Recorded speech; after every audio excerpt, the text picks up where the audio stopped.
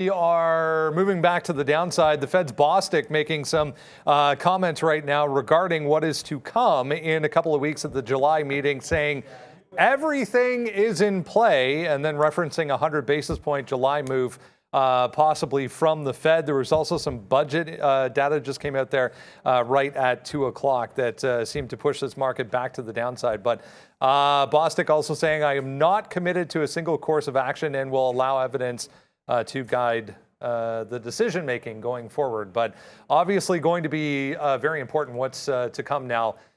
July 26 and 27, I believe it is, a couple of weeks when the Fed meets again, and then the next rate decision coming off a 40-year high for CPI this morning that we got at 8:30. What a move this market has had. We did get back to positive territory, but this move right now back to the downside. The beige book, guys, just coming out as well, which also will affect the market. This move right now sending us back to the downside, 0.35 for the S&P, the Dow, about 0.25%, the NASDAQ flat, TSX here in Toronto, 0.2. It's been a little bit quiet on the overall commodity markets today. So our market here in Toronto, heavily based off of commodities. Ethereum, Bitcoin still positive, crude still positive on the day as well. It's worth noting the Euro USD just making a sharp move back to the downside as well on these comments. Watching some of these currencies, still some positivity on this board. However, 8% there for Twitter, back to the upside. Today we'll talk about Twitter coming up. I want to mention Tesla there, 3.25% for Tesla. Some positivity in energy, as I mentioned, oil back positive on the day. It's all about the banks, though, ahead of earnings starting tomorrow.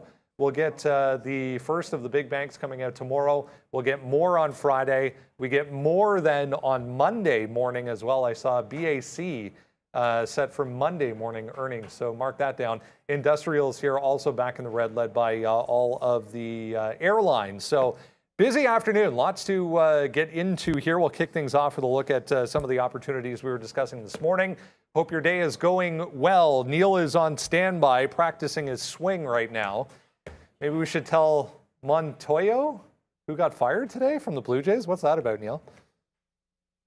It's because he's not producing. We're going to the trade of the day here. We're going to talk about not a good stock, but a good trade on Unity. And it's sponsored by Day Trade the World. Begin your trading career the right way with the largest day trading company in the world. Get the capital you need to express your trades. And we're talking Unity software today. And one of the reasons I like this trade is A, it worked, but B, it was relatively simplistic, and it worked off of the number we got for CPI. Now, if you're watching this morning, clearly, when the print came at 8:30, hotter than expected, it was a huge flush to the downside, and we're going to get to some levels first, and then we'll talk about how you need to react. Now, Unity down significantly. They did drop their full-year forecast, but the real story was an all-stock acquisition. They're spending $4.4 billion in stock.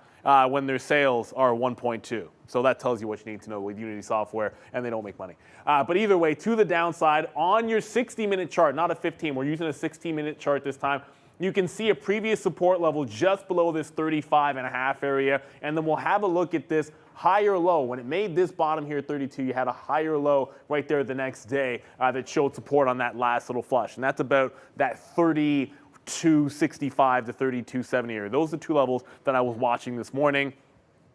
Purely booming to the downside. Sit all that out, and no trades until 8:30 when CPI comes. And you would bounce off of 35 even. So you are below that support level on the daily chart, signaling I like shorts when you're below a major level like that. And then you just simply broke 35 and you're off the races to the downside. Now, I was willing to hold this till the cows came home, but the market made an unbelievable start to a rally off the lows. And if you're watching, you saw some of the longs start exploding to the upside. And then at the open, we don't take out the low. And I have a little rule that I've said about stocks gapping down like this. If it doesn't break the low, there's only one place to go, and that's to the upside. And that means if you get a hold at the open of the low of the day when the stock's down 15% and is beaten up on the long term, then sometimes you can get a squeeze, you can have too much short covering. So I trail it out at support to lock in over $1 on that trade. And then the magic happens. It does try to test up and fails pretty much exactly in front of that 35 level. So our 35 entry point on the breakdown gets held in the midst of a huge market rally.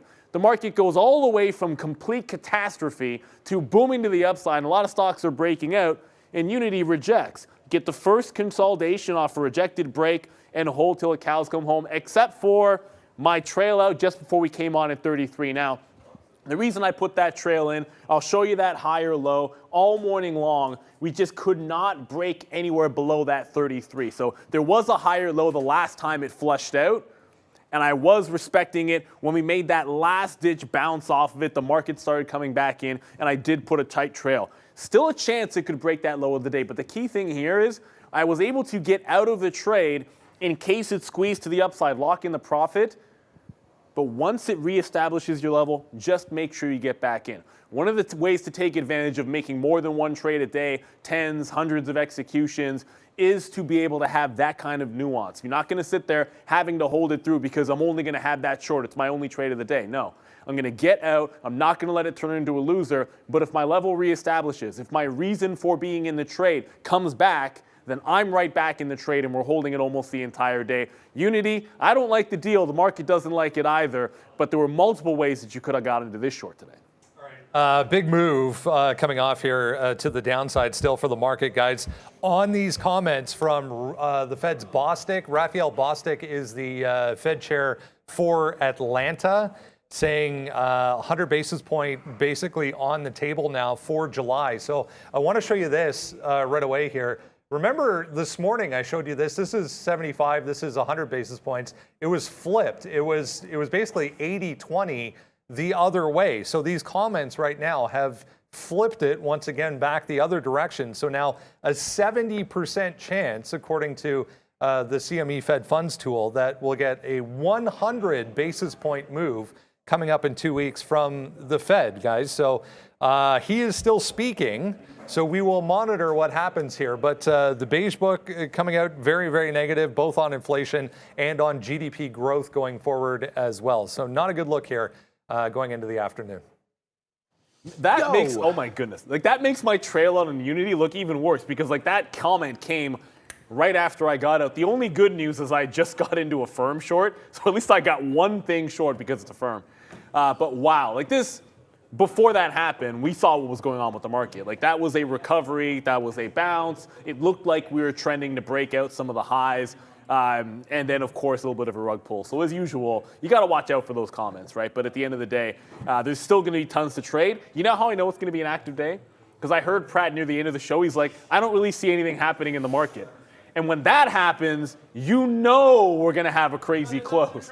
Because there's nothing to trade and there's nothing to look at. So therefore, the market's going to go nuts here. Pratt, I don't know. He's got the good luck. He's the good luck. He's got the good stuff. But hey, guys, welcome back, man. I am almost back. Like I've almost made as much as I lost yesterday, which is actually incredible. So we're back one day, forget about it. The next day, we're right back here. Long Meadow. I mean, we've been hitting a lot of these longs, man. You guys still see Ape Nation. What's up? We're still long AMC off the open with the stars beside it on the sticky note. That's been a good long take for us today. We had some beautiful AMD longs as well. Just getting out there. We haven't traded much here now, waiting for some key levels to come through. But for right now, I'm on my last little leg here for this long. I like Meta. We had the long down here earlier at 160. What a great trade that was. Up to 162 and then back down. We got out before it ripped all the way up to 165. And look, we had those troubles before. On the midday show, I was like, hey, I'm going to be shorting 165. So, breaking through the long at 165. But at the same time, when you have that resistance, you know, and it doesn't break and it holds, then you have some tops there, 165 on Meta. But we're going to try one more time. Just about this headline, I'm going to average in 163.10 I'm waiting at. It only got as low as 163.20. This whole stuff about the Fed and the 1 basis point, yeah, we want that. Like, I think I want that as a holder of tech stocks and as a long-term investor. Let's rip that Band-Aid off, man. We saw it happen in the Bank of Canada today. Like, Bank of Canada did it. So, I mean, Let's go, U.S. I think Fed Chair Powell and the rest of them on July, what was it, 26, 27? 26, yeah. 26. Yeah, so they're going to have the meeting the 26th. The rate's going to come out the 27th. And hey, if it's a point, it's a point, right? Let's just deal with it and move on. So that's kind of what I'm thinking about here. I don't think that headline is any worry to do anything except for go long. So what we did on that headline was we bought NEO there. NEO was a great trade to the long side, man. Today it was fantastic. We'll do it again, holding off VWAP. So right now you can see we're already in the money. Fire off the sausage cannons again. NEO, a nice, beautiful long off some of those bottoms. So let's see if it can go back up to the upside. I just don't see this Bostic stuff and the Fed doing 1 point. I mean, I thought we sort of discussed this morning that it was going to be 1 point anyways, or that we thought that 1 point. Well, the odds were going higher. Yeah, the odds were going higher, and the market didn't care, right? And I always honestly think, like, if the market's only going to dump that much on that news and then kind of just be like ho-hum, I mean, maybe there's more downside, that's for sure. But the instant reaction to that kind of a headline doesn't, this to me doesn't look that dramatic. I mean, I would have thought maybe we would have even taken out some of these lows, but apparently all is well. What just happened? Well, what's worth mentioning, though, is got out of NEO again. Guess what we just bounced off of in that pullback? 3,800. So it works both ways, right? Like 3,800 on the ES. It was support that was broken and looked like we were going to hang below it. And we had some trouble on the initial bounce getting through 3,800. And now we're bouncing back off it. Yes, so we are. last I checked, when resistance turns into support, then that confirms a little bit of the trend. For the first time today, I got into Box D. I've been trying to get this stock, and it doesn't, maybe not aggressively enough, obviously. I mean, you could have bought this stock at any point on the breakout, but I was never aggressive enough with this Box D. I finally bought the dip there and probably only got filled as everything pulled back, and it gives you this consolidation. And again, I want to play off anything that's doing this nice consolidation, room to 250. I know Trader Prab was talking about this one, room to 250 on the daily chart as well, on the higher time frame. So if you can buy the consolidation, scalp them out in front, then hold in case we get to that 250 move. The risk to reward is solid. Give it to these lows here, risking like less than 10 cents. So I like this Box D as a small cap mover. I'm still in Billy from earlier today.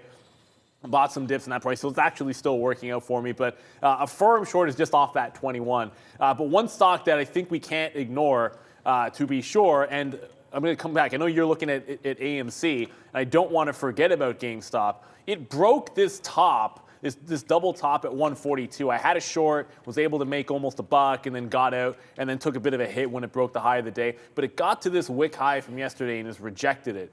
So just watching the meme names here, they're poised to go. And if you look at GameStop, I'll go to the daily chart. 143, this high, is also the 200 period moving average. And look at how this is wicked above and rejected a couple of times here, and is going to attempt to do so if it breaks that 143. So I'm not really endorsing a 143 break long. I think it has to clear like 44 or something like that. But a 143 break about 20 or 30 cents or 40 cents that rejects, that's a short that I want to have, because those were absolute gold each time you were able to take it there. So GameStop at that 200 period on the daily. To 100% before we're even done. So I started things off by saying this was flipped this morning when I showed this. Now, exactly the opposite, guys. So this was 80% for 75 basis points. Now 83.3% on the 100 basis point move coming up in a couple of weeks. Frank Caberna, again, coming up in about a half an hour. We'll get his take on what this means for the USD, for treasuries as well. We saw the 10-year, it's probably back higher now, I'll check, but we saw the 10-year spike initially this morning and then come right back through the entire range to trade a little bit negative on the day overall.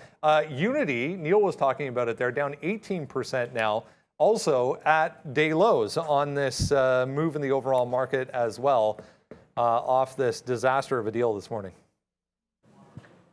Yeah, what a dumb deal. The stock they bought, by the way, for anyone that's trading this IS, right, like Iron Source, is that what it was? Yeah, I think it is actually Iron Source, yeah. Oh, crap, I got it right. No, I'll find out right now. I think it's IS. I think it's Iron Source. It is.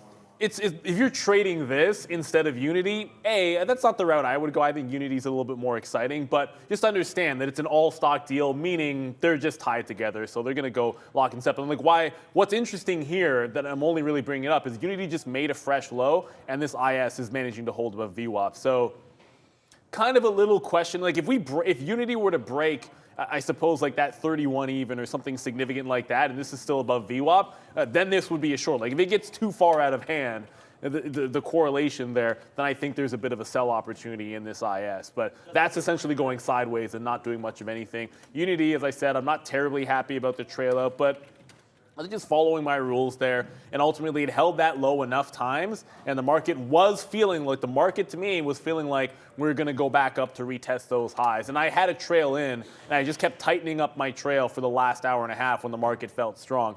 And then now we're at fresh lows. If we break lower than this, and that iron source doesn't move down, that might have to be shorted if it breaks VWAP there, because at some point, the lower you go on Unity, you're going to have some follow through.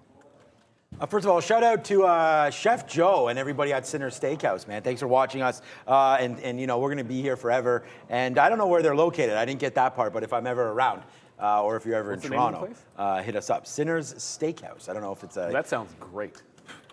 Yeah. Anything steakhouse.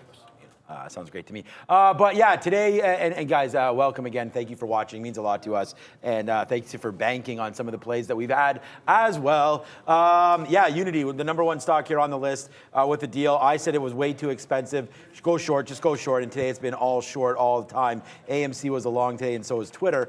We mentioned both of those today as well. But that's just what's happening right there. Just an update on, there's nothing else I could say. I mean, Neil just went over the levels. I'm not in Unity, should be, is what it is. That's a horrible. I mean, why would you pay up 74% for a name?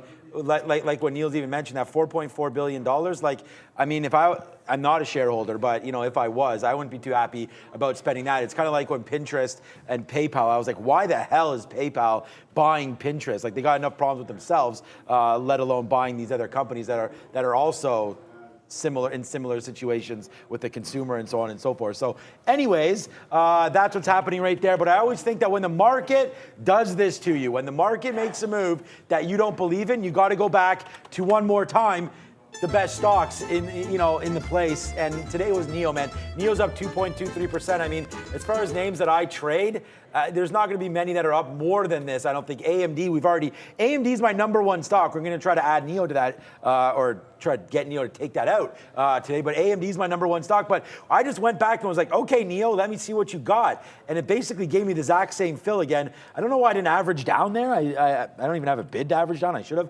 But there it is. It came right in. That's that drop in the market. And you could see about 2 minutes later, I went right over to NEO, yelled it out, and that's what that is. So now we're long NEO as it continues to go back up to the upside right there. So that's Unity on the board there. I just wanted to discuss a little bit about what I was doing, and then quickly, we did miss the bid down here on Meta, which is fine, but there's the longs, long and out on Meta, right? So we were longing it and getting out. So these are all profits. Then all of a sudden this happens and we get out.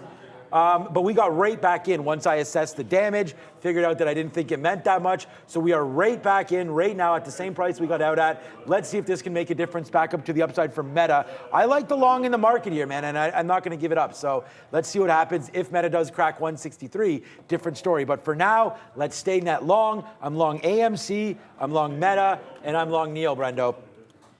Not opposed to that, Fahan. The airlines, market holding guys are trying to defend this 3,800 for the S&P right now. The airlines helping along the way here. I just saw UAL, big volume spike back through 38, back to the downside. It was Delta, obviously. We were talking about this morning off of earnings that missed estimates, but UAL actually holding up a little better. No, certainly. I mean, Delta missed their earnings. We talked about some levels there for Delta. To me, it was just a simple short off the previous resistance, which never came. You know, at the time that we got that number, that had to be the trade you wanted to make. And realistically, the way the market went to the downside on that flush, you know, you had to be in something really early. That's why I was only in Unity, because the only stock I liked, and I knew where I liked it, was Unity at that particular point. There was really nothing else I wanted to punch into the 830 outside of Unity. But Delta, if we do get back up to like 30.25 or so, I think you can probably safely fade it. But the same thing applies to support. I mean, it had it here at like 29, and I look at it now. Like, you obviously, it's all hindsight. Like, you bounce off, you know, last week's lows, or I guess the beginning of the month lows. You put in a higher low, and consolidate right in front or right below the previous support level for the last week, and that's about 29.20. So there's dip buy opportunities, I think. I think you got to play the range going into the close here. I think it's probably an inside close for Delta. That 29 is your support, and then maybe shorting off of 30 into 30 and a quarter. But I'm not going to diddle in the middle, not with something that hasn't been in the pocket here. And just one other thing, you mentioned NEO there. There was one stock that I haven't looked at any point until just about right now that has a lot of strength. It is one of the stronger names, and it's another Chinese name, U.S.-listed Chinese name, JD, up 4%. And with I think I'd like to say a pretty solid-looking chart. I wish I'd looked at it closer this morning. Bounced right off of support, just like I think NEO did on the report this morning. Broke out at 61, so there's your clean multi-level break. You then had a top at the previous gap down close at 62 even. Well, guess what level is holding now? 62 even. So I'm on the bid in front of 62. And it's just finding relative strength wherever you can. And some names that we've talked about, one that we haven't here with JD.com. Ooh, Chef Joe, they in New Jersey. What's up? Jersey. Oh, I just heard that they canceled the Jersey Shore season 2 or something. I don't know, they're trying to bring back the original cast with Snooki and all those guys. Seriously? And the situation. I wonder what Prad, your show's over, bro. No. Brad hating on Jersey Shore, but I've never been to Jersey Shore, so I think I'd love to go there. You know, the Italian background, apparently I'd fit right in there, so we'll see. Yeah, thanks to Chef Joe. Thanks for watching, man. And yeah, if any of us are down on the eastern seaboard there, we will be joining you guys. Our good friend who lives out that way, he's moved back. He's moved back to Canada, but I was about to say, I'm like, I love like the Jersey, Philly area. I've been down a couple of times to visit it, but I'd never been to that steakhouse. But I love a good steak, man. I can't believe we're talking about Jersey Shore here, but why not? What? No. I thought that was kind of. I mean, you know what? Like to watch those guys. What was it? It was what shirt, laundry. Yeah, t-shirt. Yeah, Prad, who doesn't know it knows all the sayings. But gym laundry, tanning. Tan was in there somewhere, but I just like their prep game, right? It's like, okay, they're getting ready to go to the bar, and it's like they got on their white tees. They got to make sure their fake gold jewelry or whatever is ready to rock and roll. They've got more. I mean, I don't have hair, but game day's game day. More stuff in their hair than you can even think about. It's the pre-game. That's what we call it, the pre-game. Well, you know, you always got a pre-game before you go out. True story, though. You got me into Jersey Shore. Like, I'd never watched it, and he's like, dude, you got to check this out. It's kind of jokes. And I was like, yeah, it is. I watched a season of it. It's fun, man. Like, it's just fun. Yeah. Exactly. Like, you don't take things too seriously. You can't take things too seriously all the time. Sometimes it's just all about that fun. And now, yeah, Luke and I both Italian, so I don't think he's going to be offended in that. But, yeah, okay, yeah, thanks. Oh, there it is, Jersey Shore. The topic has been updated right there. So this is what happens in the afternoon show. Anyways, yeah, shout out to you, Chef Joe. Look what you started, man. Look what you started there. But okay, I want to talk about AAL real quick here. Thanks for that Jersey Shore update there. Oh, you even have the picture. Oh, I didn't see that. Oh, I was going to say the situation got himself in a situation, by the way. Didn't he have some tax problems there that I think he actually did a hard time, to be honest with you. I don't know, man. Pay that tax bill, man. I don't know, man. Washboard abs. I wonder how those were in jail. But anyways, Paulie too. DJ Paulie. D? Is it Paulie D? I don't even know. Okay. Oh, that reminds me of the other one. What's that other Paulie guy? There's another crazy guy. Encino Man? Not Pauly Shore. Pauly Shore, that's probably what I was thinking about. Jersey Shore, Pauly Shore. Okay, I like AAL, just quickly here. All right, so that's that 1440 right there. I think if we take this out, we can punch long. So I'm going to do that. I mean, it was all the way down here to 1370 today. I like this long break of 1440. I'm still impressed how fast those guys switched that topic. That was really good. Yeah, don't worry about it. These guys are on top of it right now. There it is right there. This is the 20-minute. There's 1440. We've already looped around. I like this. There's 1430 right there on the top, 1420 hold. I mean, honestly, if I was on the show a little bit earlier and looking at names like this, I mean, that's part of it, right? I like that level. So I don't have any problems with that level there, 1420. I think that was a great long. If you had hit that, I don't need the daily anymore, but there it is right there on American Airlines. Let's just see what that did at 1420. It actually didn't do anything. It kind of barcoded it right around there. You would have got out to 15s, but still, good hold if you have those 20s. I like the 40 break. It's already locked and loaded. loaded. So that is what's going to happen right now. And by the way, let's go, man. It's a fruit salad kind of day as we are making everything back that we lost yesterday and more. As look at Meta right now, 50 cents back into the money. We talked about why we like that trade. And you know what? Ian said something that was very important, and I hope he follows his own rules here, and that was that he's been watching the trade of the day. I guess he's been listening to us more and more, and he's just a relatively new trader. But you gotta have conviction in your plays, and that's what he said. So like when I got dumped out there on that news, you have to. I had my stop. That's it, right? It broke through 164. We were battling with it right there. It broke through really fast. We got not wicked out. We got taken out on purpose on that break of this level, and then assessed it. And literally about a minute later, got right back. Literally a minute later. This is a minute chart. Got back in and then put our bid down here at 163.10. Why? Because I was playing against this 162.90 area. So I wanted the long there. We didn't get it. We missed it. But there it is blowing up to the upside. For your boy, it's another 48 cents. So put it on the board. Fire some hot dogs. Don't eat too many hot dogs. Fire them out. We're going to the Jays game tonight with new manager in tow. So I think teams generally win their first game. Was it the Phillies, actually? No, it wasn't. It was the Angels got rid of their coach and then went on a run. And I think the Phillies might have done that as well. There's some stat about it. Like usually that first game is a pretty good one there. Like rally the troops around the new general. I'm taking this out on by the way, GameStop just pulled that move where it got through the 143 high, couldn't get through to 144 and then pull back in. I said, it probably needs to clear like 144 or something for me to think it's a breakout past that 200 period. So that does set it up for the short off that now high of the day. So I'll try to get in here 143 half there, Brendo. Let's go into the retail names. If higher inflation is here to stay, if higher inflation is going to get even higher, retail could be under a little bit of pressure here. We were talking about Gap yesterday with the CEO swap. GPS back to the downside in the pre-market here this morning on a couple of downgrades, in fact, following that move yesterday. But here we go, trying to get back to this last high here, 825-ish, still down 1% though, with the market going positive, or trying to at least. Oh, come on. There we go, Charlie. There we go. Oh, you got it already? Yeah, we had GPS yesterday. I had the 8 long, and actually, Brent, I didn't even realize we were going to talk about this. So where are we today? 823, so kind of the same thing. I wonder if my trades are going to load from yesterday because that was a great trade. Yeah, there it is right there. There's my bottom pick yesterday. So shout out to anybody who had that. That was a good idea, as that's made the move back down in now. So here it is, nice move back for Gap yesterday into $8 on the new CEO. The highest it got was $8.50. So then you come into today and you're not even anywhere close. Today it dips down below that $8 mark. I think that was a punch long again on $8, but I didn't notice it. Whenever you replace your CEO, especially to a company, and I said this yesterday, that was run into the ground like Gap was. I mean, you need to replace your CEO when something like this happens, especially all the money that they've spent on Kanye and all these different collabs and things like that.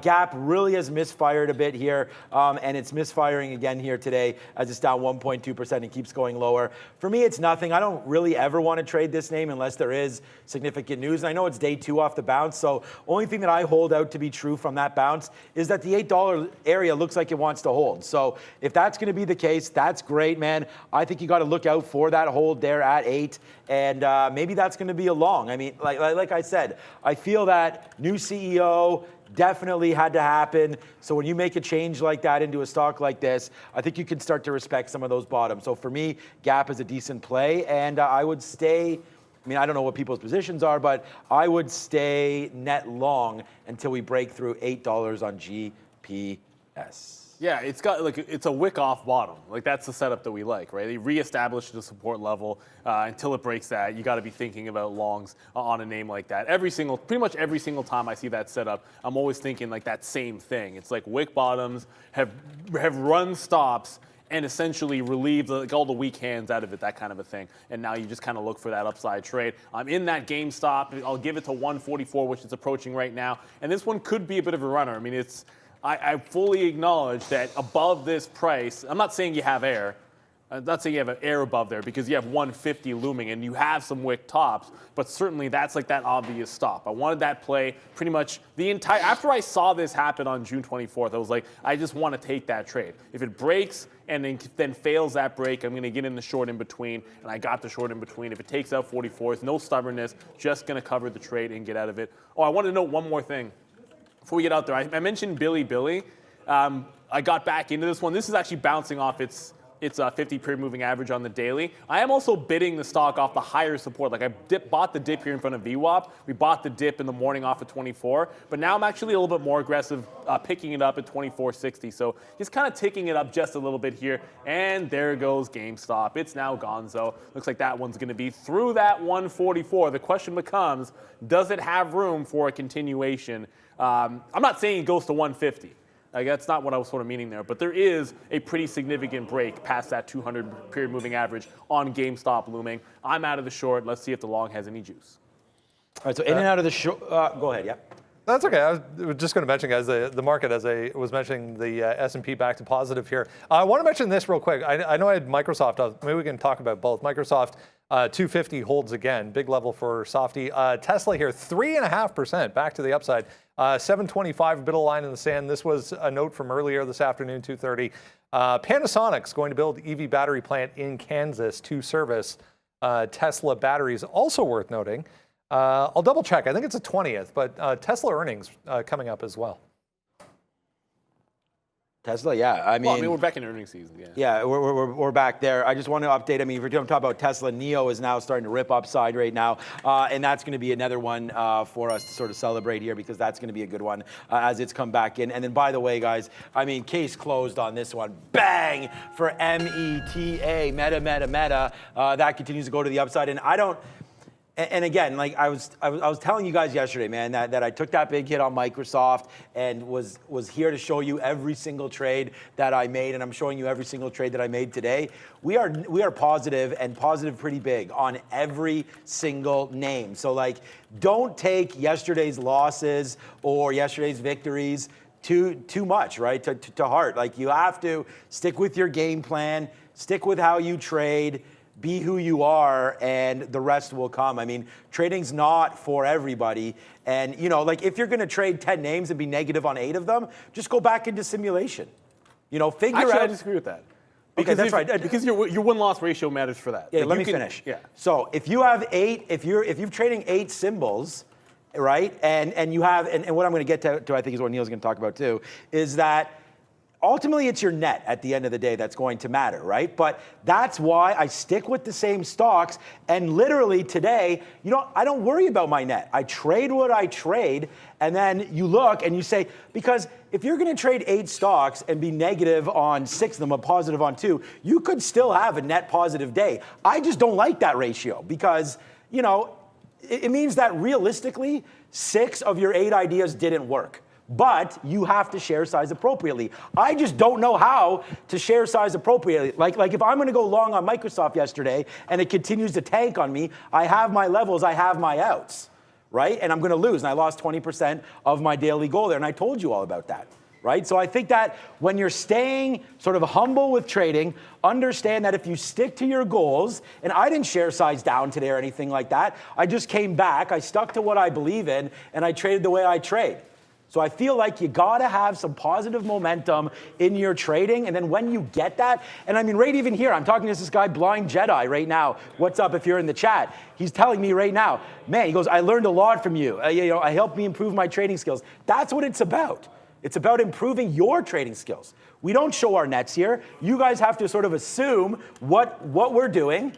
You know, if we're making money, if we're not, and we're honest traders, and we're telling you if we are positive or negative and things like that. Stick with what you believe in, stick with how you trade, and just be positive. You know, like just if you're struggling. And someone actually asked me too, is like, hey, someone says I have $6,000. You know, what share size should I start to trade with when I start to trade? And I said, well, if you're a beginning trader, then you should stay in simulation. You know, I don't care how much money you have. Stay in simulation, get your strategies working, make sure that you have at least 60 to 70% of your days are winning days, and I think you'll be okay, because fees can also add up, right? And so you don't want to be spinning through a lot of those fees at the same time.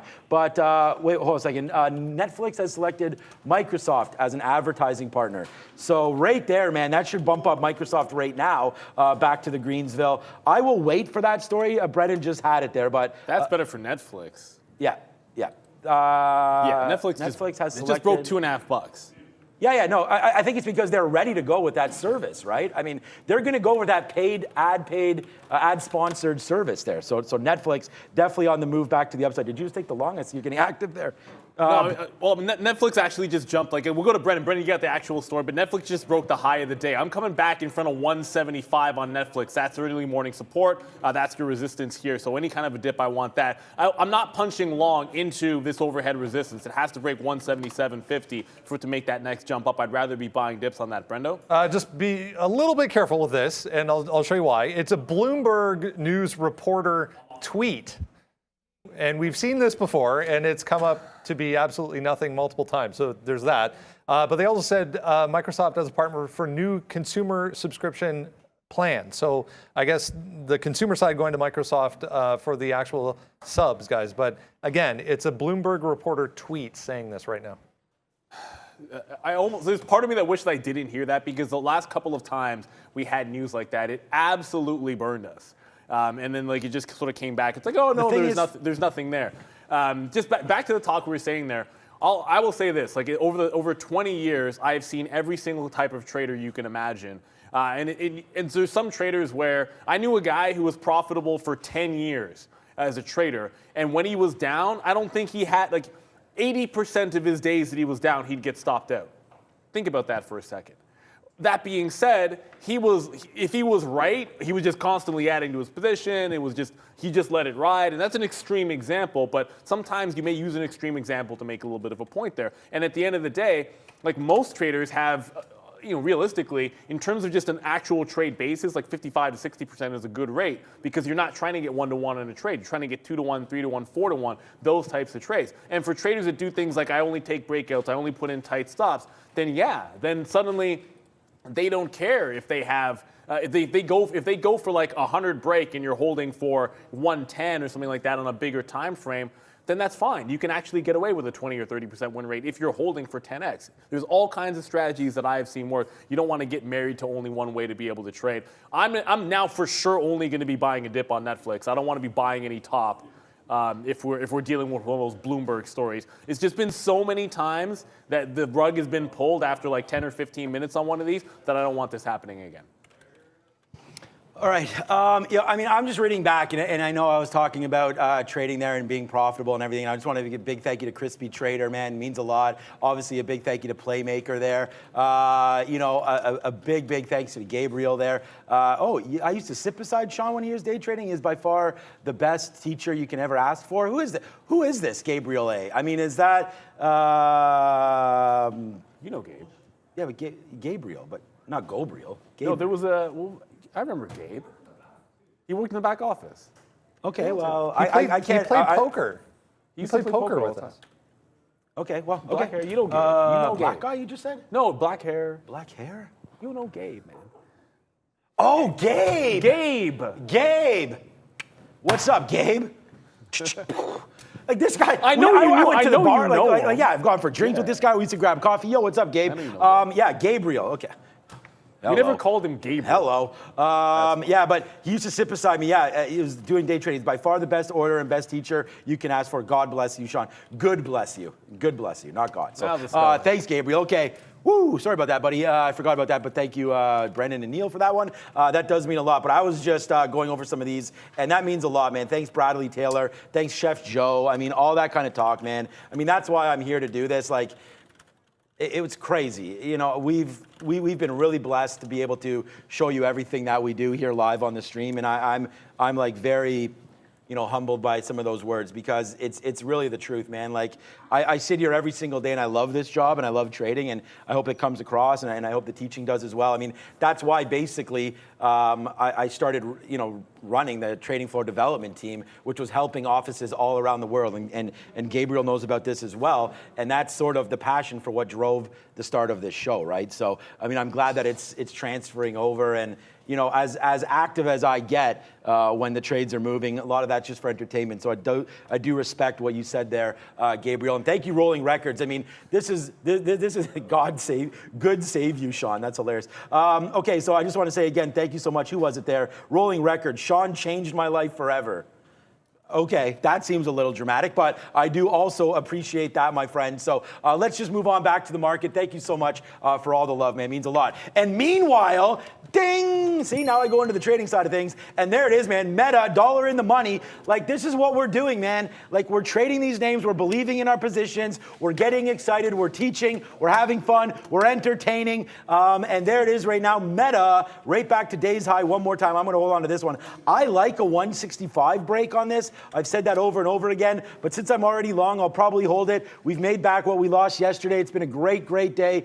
NIO still rocking to the upside as well. We'll see if that can hold on. Oh, and what I want to get to was I was trading Microsoft off that news. I like this Microsoft bid. Let's see if it goes. And I didn't even look at Netflix, but I guarantee you, I shouldn't say that because I haven't looked at it, but it's probably good news for Netflix to the upside there. And my logic on that was just that if Netflix is going to be choosing a partner for this, that means that they are pretty close to doing that ad-supported business, and I think that that's a great little bump up there for Netflix. So here we go. Microsoft right now, 20 cents in the money. I'll probably take out a piece as we're running into this issue one more time, so let's take out a piece right here on Microsoft. Continue. There goes Meta, baby, up to 165. We in the money on this one, and then AMC, the apes continue to roar. Do apes roar? Now up to upside 75 cents in the money on the number one trade of the day, AMC. They pound their chest, right? Like that's yes, what apes do. They pound their chest. They do not roost. I knew I didn't want Brennan to have said that, obviously, about like it is what it is with Netflix, and I stand by it. I canceled my order for the breakout through 177 because it was just like one person reporting, and that's been bad in the past. The breakout's now clean $1 if you take it. I think 177 maybe on a pullback could be worth it, but that's just unfortunate. But that being said, like the last two times we've had a single tweet on a Bloomberg story, it has turned out to be false. Netflix is in a great spot here in terms of like potential breakout because it's been so depressed. Come on, 15-minute. It's been so depressed that you still have room. You have a 180 level, which can go. The daily chart, you can see the consolidation here on the daily. You have that 180 level, which can still go. The 50 periods all the way up at 185. This has a lot of room to run. Like if we've made a temporary bottom once again, which we've done pretty much every time there's been like CPI, there's been like a Fed thing, you make a little bit of temp, get a rally out of it, and then see if we can go. This has not broken its range. So there's lots of room to run if this is the start of something for Netflix here. So I like where this is at, to be sure. I want to go to NVIDIA quickly, though. NVIDIA, flip, thank you. 153 on NVIDIA, where we were shorting yesterday. My trades won't show up, but you can certainly see 153 has been hard resistance. Even with the market trying to boom here, you're still seeing NVIDIA resist this 153. It's been able to get up like $0.50, maybe close to 154. I think that 154 becomes a bit of a line in the sand here for NVIDIA. We get up closer to that high. I want to short it. I don't think it's as good as Micron that we said this morning. At 60, I just don't think Micron gets to 60. That's why I'm talking about NVIDIA. If Micron gets close to 60, I think that's clearly a short after the way it traded there yesterday. But NVIDIA 153 to 154 with a 154 stop, I think that can be shorted to be sure. AMD definitely stronger than NVIDIA today. Oh man, I'm still flustered over that Gabriel stuff there. Okay. All right, what just happened there? Nothing. Okay, good. All right, so we just got out of some NEO there as it just went up to that 50-period moving average and starting to extend higher and higher and higher. So there we go on that name. Let's see where we go now with this. So that's going to be something interesting there on NEO, hopefully. Meta, still that dollar in the money, but look where it is, guys. It's right back into that level again. So, I am a little... I'm not worried about it. It's just that 165 top, I'd hate for that to be the top. And then, we miss out on that dollar move because the NASDAQ right now, it's not going to be the top, man. It's going to go higher. The NASDAQ is going to go higher. I think the NASDAQ wants to at least test these highs. It was going there until this happened. So, we'll wait out on that to see where we go now. But a nice little downside move in the NASDAQ might be able to get us longer on Meta back in here. So I do like that name. We'll see if we take out 165 even more here. So I like it, man. I mean, look what we are. We're four names, all four in the money and all four rocking right now. NEO, Microsoft, Meta, and AMC. And we talked about this earlier on. Look at that. And again, experience be damned right now. I just went to the wrong name. I knew this was going to be a great story for Netflix there. Just went to the wrong name. There it is, a bump back up, man. I'm long Netflix in my own account. I think it's around here. For some reason, I think it's 172, which wouldn't surprise me. But Netflix still making that move upside there. I still think you got to break. I mean, you got to break a lot higher on Netflix before this really gets it. Yeah, 172. That makes sense. So I'm long down in here somewhere on Netflix. So not selling this for, I don't want to say forever. Probably forever. I won't sell it. But we'll see here on Netflix. That's. I mean, forever is a long time. But I like Netflix. It's not really on the daily. It's not doing anything. So I don't think I would play this momentum right now. But if you did catch that, that's a great $3 winner, man. And damn it, definitely traded the wrong name there. If you could have got that 174.50, that was golden. Happy with the Microsoft, but hey, there's always more money to be made. And we called out Frank earlier this morning. As soon as we saw that CPI number go through, I was like, guys, let's get Frank on the horn. Brendan said already on it. And now, our favorite macro. What's up, Brad? Frank Caberna from the Small Exchange. Let's take it over right now, Brendo. Yeah, and the reason we wanted to do this, guys, is simply because of the magnitude, obviously, of this number this morning. I mean, 40-year high on that CPI print this morning for the June number. Frank Caberna, Director of Product Content and Creative at the Small Exchange. We appreciate you jumping on with us on short notice, Frank. I want to start things off with a quick look. Fahad, if we can just throw up my screen, because this has changed once again. We showed it when we came on. It was at 86 or 83, around there. We're back down to 75.25, but a full percent looks to be coming now, Frank, in a couple of weeks. What does this mean to you? It means a lot, honestly. It's funny. This is the only market that hasn't reversed course, Brendan, since this morning. And I'm starting to think that the only reason you brought me on was actually to sing your praises, because I don't know if anyone over there at Trader TV has been doing so, but Brendan called it with the euro move. Holy smokes, man. They went right down to parity on that number today, bounced right back. And I will remember, at least, Brendan, that you called it on Monday, that it seems like they need to get down there for any kind of bounce to be had in that euro market. And it's almost like they did exactly what Brendan was speaking to off that CPI number. For a second there, it looked like they were going to get down under parity in that euro, bouncing back, albeit to $1 and a penny. But you're exactly right. A huge move in rates. And actually, that's the story of the day here. As the yield curve goes further inverted. This is the most inverted that we've been in the yield curve when you're looking at the 2s to 10s. You were just quoting there, even shorter term with the Fed funds. Brendan, the most inverted that this U.S. yield curve has been since 2000. So more than 20 years of trading. In 08, we went inverted for actually a couple of months. The yield curve was inverted, but only by 10 to 20 basis points, Brendan. The 2-year, 10-year spread is right now more than 20 basis points worth of inversion, as interest rate projections continue to escalate in the short term. And in the medium term, they're actually moving lower. We right now have a 2-year yield that is up today by 7.5 basis points, a 10-year that's down by 6 basis points, and a 30-year that's down by almost 10 basis points. Huge moves in their own right, Brendan, in completely different directions. This would be like if the S&P was up a percentage point and NASDAQ was down 2. Absolute wackiness in this yield curve that we're seeing as projections skyrocket in the short term, but the market not buying it in the medium term. And that's what you're getting. I see a lot of people online joking about how, the Fed is going to hike here in 2022 only to cut in 23 or 24. And that might be true, Brendan, but you and I have talked about this in the past. We don't tend to stay inverted for long. Even if people are getting comfortable with that idea of hiking only to cut, I don't know how much further we can get inverted, or how much longer we're going to stay here. What say you? Yeah, I want to maybe, Fahad, we can throw up my chart and Frank maybe along with it, and we can show this. What I was just kind of flipping back and forth there while you were speaking, Frank. So this is the 10-year, obviously 291, we'll call it 290.5.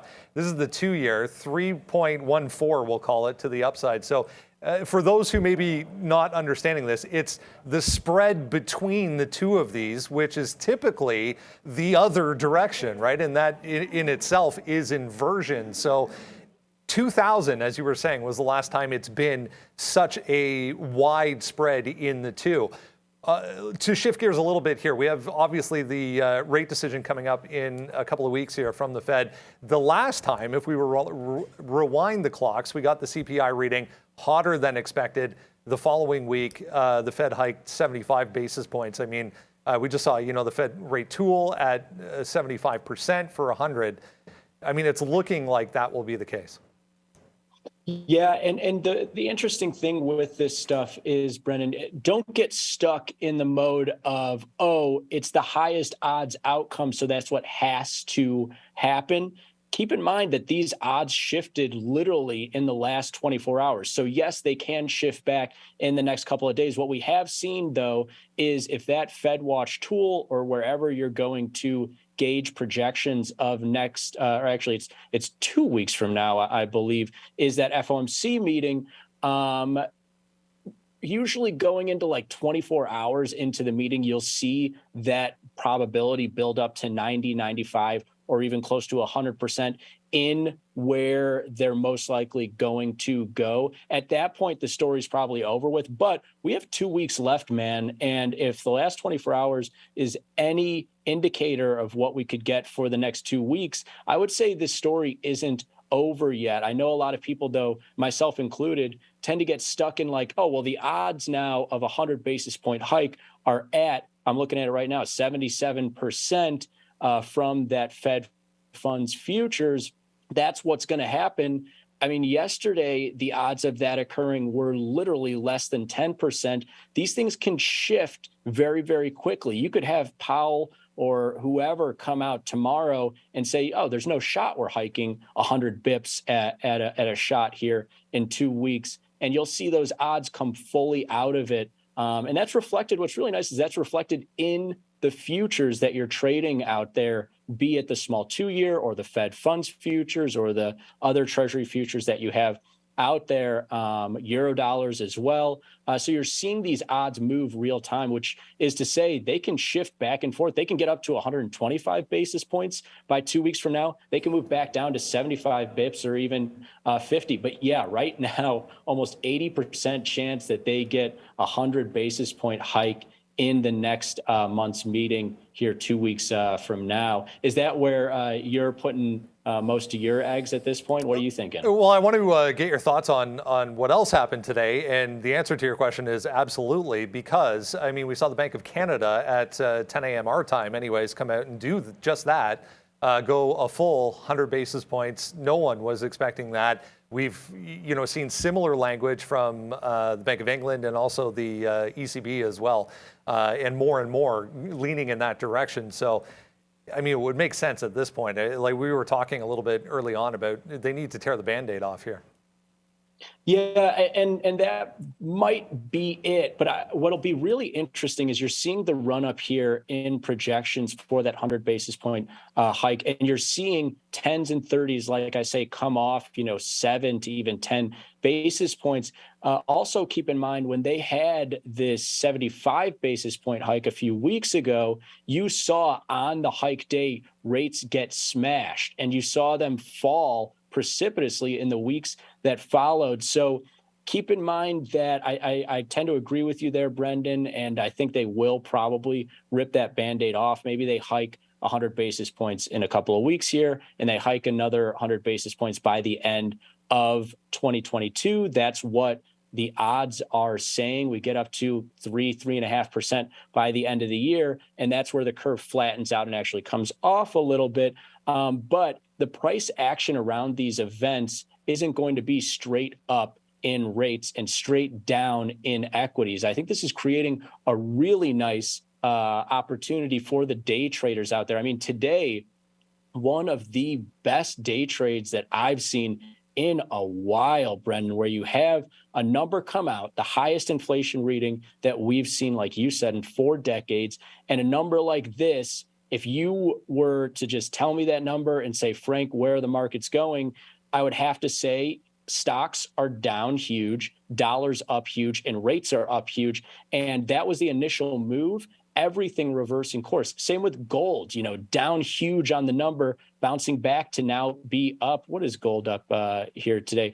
Up $10 here. Silver rallying back 1.5 percentage points. This is all just to say that, yes, the odds are saying short-term rates are almost a lock for higher, but the nuance that we're seeing in stocks and in interest rates that are 10 years out, 30 years out, in the Forex market no longer seems to be one direction, Brendan, which I think is going to create a lot of opportunity around these events for two-sidedness. I mean, who would have thought that you have the highest inflation reading here and euro is able to battle back to be green on the day, stocks, the NASDAQ, able to battle back to be green on the day with such a number. A lot of interesting action. I think it will continue, even though those rate projections are at all-time highs. Yeah, I mean, regardless of your time frame, volatility, if you are a trader per se, obviously going to be your friend. I want to bring up a chart here of the dollar, as you mentioned there, because we did get up and take out that high on the initial release this morning, comes right back down, takes out the low.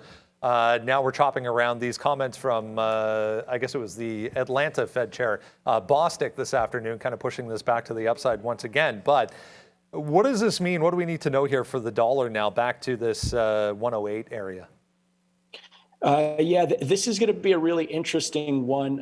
We talked about a similar extreme, not as extreme as dollar at highs for the last 2 decades, but it was a similar story that I think we covered a couple of weeks ago, Brendan, which was NASDAQ mining those lows, and it was able to close a couple of weeks above those lows, which gave me confidence to trade both sides of that market. And you've seen, trading both sides of stocks the last couple of weeks would have made you a pretty penny, given that we've gone nowhere but seen a lot of volatility. I'm thinking the same thing here for USD or Euro, Canadian dollar, and all those other crosses in there, which is to say, if this was the high in US dollars and they can't break it this week or next week, and we come off a little bit, maybe we trade around it, I think you're going to see some nice volatility both sides of that US dollar trade. Similar for euros.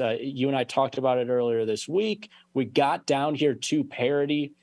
It felt inevitable that they were going to try to attack it. And today, this morning, was the perfect storm of high inflation number. Like you say, other central banks throughout the world talking about having to hike a lot to catch up with the U.S. and inflation and everything else. A perfect storm of what you would expect to take out that parity level in euro, Brendan. If they're not able to take it out this week or in the next week or so of trading, especially with what we're just talking about here, what should be a 100 basis point hike 2 weeks from now, then that might be the low there in euro. That might be the coinciding high in US dollar, which shouldn't mean, oh man, the trade's over. Should mean huge moves back and forth, allowing for traders to get long or short in those Forex markets, because it has been a one-way trip here. And if anything, I would love for that to be the low in euros, high in dollars, and we just trade with these big moves back and forth. But yeah, it feels like that was one of those times where they try to take out those big extreme levels, Brendan. If they're not able to get there in the next week or so, they just might not. But that inversion's there, my friend. So if you feel like you missed out in Forex, you haven't missed out in rates. Yeah, long-term dates getting taken out all over the place. I'm going to put you on the spot here, Frank. Give me your idea, I guess, trade idea. You kind of mentioned a few there, but ahead of the Fed, as you mentioned, July 26, 27, the two-day meeting, obviously the rate decision the 27th. Give me your trade here. Where's the trade going to be going into it? Yeah, I'm going to have to stick with, I'm going to dance with the partner who brought me here, which is high probability play. I don't like to speculate on what the Fed's actually going to do, or even what's even more difficult is knowing what the Fed's going to do and how markets are going to interpret it. And so I have to go with the biggest extreme, the highest probability, and that's that inversion. That inversion right now between the 2-year and the 10-year. I'm looking at it with the S2Y and S10Y futures. out to beyond 20 basis points of an extreme. All the historical data I have on interest rates, Brendan, going back more than 2 decades worth of data, the biggest that we've seen an inversion is 50 basis points, very close to that. And we haven't been here in more than 20 years. This is a spread that tends to trade 100 to 200 basis points of normalcy. That's 10 years on top of twos, 20 basis points of inversion, very far away from that mean, at a huge outlier since the year 2000. I have to be on that side of things. We're seeing an extreme that you don't see in some people's whole trading careers. And so that's where my trade would be, even if the Fed is going to hike 100 basis points. I think that that's priced into today's market, and that's the trade that I have to go with. More to come, obviously, ahead of, as we said, a couple of weeks from, I guess it's today, in fact. We'll be sitting here talking about the Fed decision. Frank Caberna, always great information. We appreciate, once again, you jumping on short notice with us to discuss what has been just a wild day. We will speak again on Friday afternoon. Best of luck rest of the week. Thanks for doing this. Thanks, Brendan. Thank you very much, Frank, as always. And we love it just coming back through, and that's what I love about the show. We get him on ad hoc, and he's locked and loaded and ready to go. The market did get back to the upside there, still sustaining that breakout, at least attempting to sustain that breakout is GameStop through 144. I did take some out in front of 145. It's having some trouble getting through there. If it breaks, I don't think 150. I'm kind of thinking halfway. We just hit 3 o'clock, so it is now officially power hour, the time where you see power moves. And once again, there is absolutely nothing to trade, Sean. Guys, every hour, if you're with your boy, is power hour. I mean, look what we just did on Microsoft. I mean, we literally just did that. We talked about this trade. Brendan brought us the news. Our very first trade on Microsoft, dollar in the money. Right now, that's starting to go back up to the upside right there. NEO, we took that with you as well. Boom, that's starting to go as well. Meta, all the way back to 165 again. Thank you, Frank, for coming on, man. I mean, that's why we love Frank. I mean, some of that knowledge there that he's talking about, the rates, the USD, everything, where we expect this market to go, the inflation number that happened today. I mean, just great. I mean, you're not going to find better guests, honestly, than Frank anywhere. So we want to give a big thanks to Frank. Like we said, man, I could go 1, 2, 3, 4, 5, 6, 7, 8 for 8 today. But now we have AAL. So let's see what happens now to AAL. It breaks through that 1440. I liked that long break there. So we said we would take it. So let's do that. I was only going to give it back to the 20 period at the time, was 1420 down here. But sorry, the 50 period. But as you can see, we've made a nice little move back upside right now. So I'm going to give it to right here. 14, and again, follow your rules, man. There's a reason why 12 and a half years, no negative months, right? You got to follow your rules, stick with what you're doing. So here we go on AAL right now, 1432. Let's see. I mean, if it's not going to go there, we will take the L on this, but it's going to be a small one, right? So we'll wait to see where this goes. If we wind up losing on this trade, that's what that is, but I like it breaking through. I'm talking, this is how you know you've had a good day. I'm talking if we lose, I'm out of the money a penny. We're going to wait to see here. There it is right there, the 1440, breaking it on the 20-minute. Realistically, that high is 1445 right there, so if we can get a piece out at 45, maybe we'll do that or not, but hopefully can get back up to the upside there. There goes AAL, back up to the upside, and damn, Chef Joe, now I'm only thinking about that Sinner Steakhouse, and that's great. But AAL back up to the upside. Microsoft, you got 99 problems. Trading, profits, those ain't one today. So here we go. Back up to the upside. Microsoft, $1 and rocking right there to that upside. I don't know what Netflix is doing, but there that goes. 85 cents now in the money for Meta. Let's just hold these, man, into the close. The market most likely will make a new day high at some point. So we'll just wait to see when that comes through. No idea about the imbalances. And quite frankly, I don't care because they never come to they're never my way, so I'll try to be out before 350 and see what goes on right now. But Meta to the upside, the only trade I'm really worried about right here is AAL, out of the money, 0 pennies. And there was a huge volume spike while Frank was on Revlon. It looks like it wasn't anything in particular, no news dropped or anything like that. that I see. I just asked Brendan to see if he found anything, but it looks like it was just one of those capitulation tops. It's been grinding all day long. We talked about this one yesterday as finding a decent base and having a shot at a breakout. Obviously, what happened in the morning is probably what caused it to dip down into support before it just cleanly took out the top. But it eventually did, and now you're through this 550 area of chopping. You're holding it consolidation-wise. This still has some room to go, but I just like that foundation of $5 that it's laying in here. And if you can start to go barcoding, like we said yesterday, if you can start to go not barcoding, but consolidating for a couple of days, sometimes these late runs do like that whole like Veru thing where they just a couple of days sideways and then you get that next squeeze into the upside. Haven't been able to buy dips on Billy. I still want to. It's right at that high of the day. We haven't had outs better than 25 on any of our longs, whether it be the breakout earlier, whether it be the dip buys, whether it be the last dip. So we're going to have to, if we get the dip buy, we're going to have to take some out at that 25 level. But if this breaks 25, still room to go into the upside because of how bad the last couple of sessions were. Now GameStop's through that 145, so it's finally gone through that 145 level. And I generally, if it's a key price level, I'm going to take a shot. When it was a double top, I'll short it, and I will get out when it stops there. At that 140, that 144, when it was resisting the 200-period moving average, I'm going to short it in front of it, and we're going to get out and reverse when it's a key price level. I'm offering in front of 147.5. There's always a chance you get a failed break late in the day. But we are, like, if this was 345, I'd probably be out of the stock already. If it was 335, I might be out of the stock already. But I think there's time for this to get going to the upside here. And I'm going to assume, no, AMC's not going. That doesn't make any sense. Well, I mean, look, GameStop has its own thing, the NFTs, whatnot. But I would have expected AMC to be a little bit stronger than this. But look at that trend. Now that I look at it, everyone always talks about trend lines. And I always say to myself, if a strong has a multi-day trend, and the market is going in the direction of that trend, and it's been working, a lot of times it is kind of worth it there. And I'm kind of wondering why we're not getting any kind of a bounce here off of VWAP. So if we bounce off this, that looks like a pretty good level. 1550, go sideways. There could be a long to be had, especially if we're still pushing highs over there in GME. One more, I am in a firm to the short side, as you will have seen here.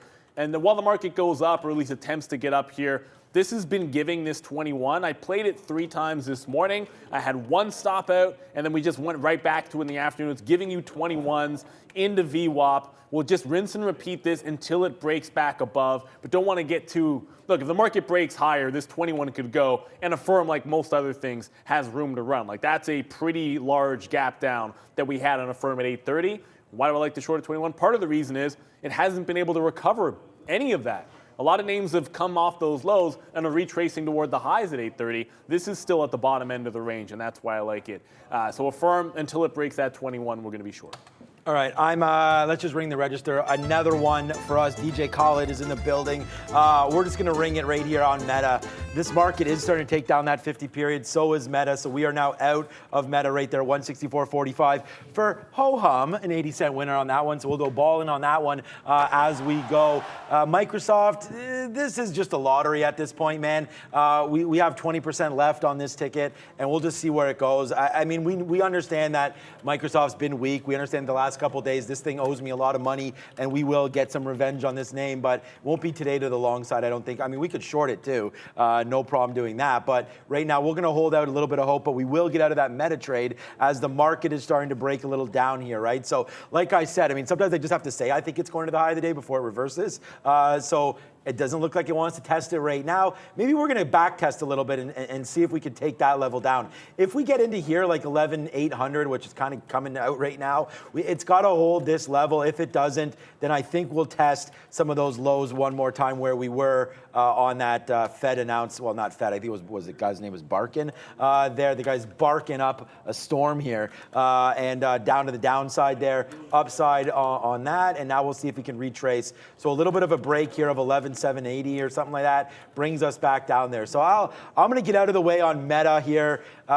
Great buys today on Meta. Again, the number one stock net-wise for us on the show is going to be AMD, followed by Meta. So I'll keep my profits on that one and get out of that right now. AMC, like Neil mentioned, not doing anything. It's actually going the other way. So I have, again, not anything on. It's just going to show that I have something on. It's a very, very small piece. It's like 2%. It's the same piece. I was just, my last day was up here. I didn't get anything out up here. I was just letting it go to see where it was going to go. I wanted to see that 615 level from yesterday come through.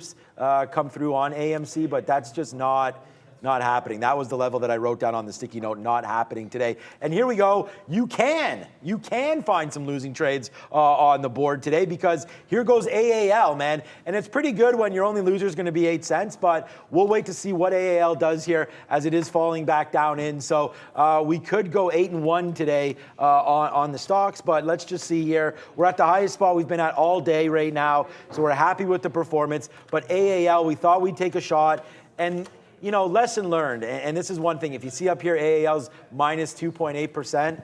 I mean, you know, we don't really want to go long on names that are like that. Let me check in quickly on Delta just to see what that's doing, as they had the report. Barcoding. Yeah, barcoding is the same thing, man. I mean, it went to take out that high. It didn't, but AAL did. So yeah, it would be nice if this could start to turn around here and give us a little bit of a winner. But you know what, man? We're out of the money 4 cents. So let's not count this as a L until it actually shows up in our blotter as that. And then just quickly here, because NEO's about to drop back down in again, we're going to get out if this takes down 20. So we are long here at 26. We do have 20% left. You're going to see all these outs here, but you're forming that like frown. We had Michael Noss, obviously another great guest that we have on. Like chartered market technician Michael Noss from Trade Ideas. I mean, come on. I don't know what else we want to do here. Frank Caberna there from the small exchange. Michael Noss coming through. The best options trader around. Daniel Shea, not on this week, Brendan? Is on this week. So that's good. So we'll welcome her back tomorrow. And that should be exciting as well. So let's just keep them coming. Oh, we did hear back. Mr. Peter Schiff. What's up, Peter Schiff? Busy until August. But then he's coming on. So let's see if we can get Peter Schiff to come on in mid-August. You know what? I feel like if he knew that we wanted him on here like that badly, I feel like he would come on. So hopefully shift that around, Mr. Schiff. And we'll see if he can come through with that. And, you know, he's relatively negative. That's an easy on everything. And I just want him to come on so he can, like, cheer his Bitcoin shorts on. So we'll see if he can come on, talk a little bit about crypto, and maybe be a little positive for once. But we'll see what Peter Schiff has. Look, his timing when he came on the show, you can't really argue about it at that time, but it is what it is. And we love the different perspectives. I think that's the key there. I was sort of saying in the chat just now, after looking at AMC, I threw a trail in on GameStop once we had a fail break at 145. It broke 145. The bid didn't follow up. I get trailed out.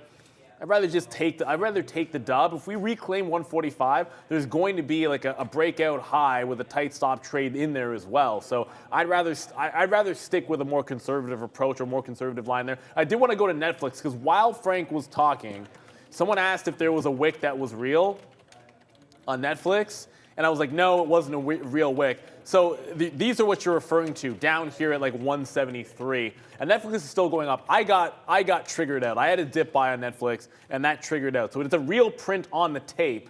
It's not a real trade on the level 2. It's a late reported trade on a dark pool. It could be a block print, whatever it might be, but it's late reported. It shows up in the tape, and if your stop orders are triggered by what prints on the tape as opposed to the prices on the level 2, then you can have that triggered. I got triggered out. Netflix went to a fresh high, but this is still respecting our 830 level, which is 176. So it looks like 176. I'm going to cancel my dip buy all the way down here. We're not going to get that one off the news. But that 176 looks like it's your support. Where we were 830, we're going to be green above that price, obviously, here on the session for Netflix because it was already gapping up. But 176 is where I think you can buy some dips and have a bit of a stop. Just have to use the other stop, my Edge A stop, which will not get tricked and hunted by these dark pool prints. Okay. M Trades is mostly a joke. Yeah, I said that we would bring different traders on board. I just got to make sure that they fit with what we're doing here because we don't sell anything, and I'm not going to promote like other people's websites and stuff like that. So I get you M Trades on that one. But yeah, if anybody has any connections or anything, hit me up at Trader TV Sean, and we'd love to explore some of that and then get some more people on the show. I mean, that's how we found out. I mean, Frank and Small Exchange are sponsors of the show, but Michael Noss from Trade Ideas as well was a great guest. So if you guys have anything. Oh, Kevin O'Leary, I tweeted at him. I don't know if there's anything. We're waiting to hear back from his team to come through there. And, you know, so I manage my own social media. So if you ever message me, hopefully I'll be able to get back to you on that one. But we are waiting for some of those to come through again. And then same as Sam Bankman-Fried, who we had on, of course, from FTX. I want to ask him about Robinhood. I want to ask him about the crypto markets and regulation and things like that, as we did before. I mean, I had a nice conversation with SBF and asking him about various things. So I think that would be also another great guest. And if there's any questions you guys have, honestly, man, it's 3:15. I'm really, I mean, Microsoft's $1.10 in the money right now. Neo's back into the money. Looks like AAL is going to go back into the money right now. So if there's any questions or anything you guys want to do, we used to do a segment there where it was like a Q&A. So I don't mind answering questions from anybody. I'm not going to go back and forth here with too many names. I mean, if there's a trade idea also, I'm down for looking at that and just move on from there. The one trade idea that I did have that I didn't do anything about was Roblox through 37.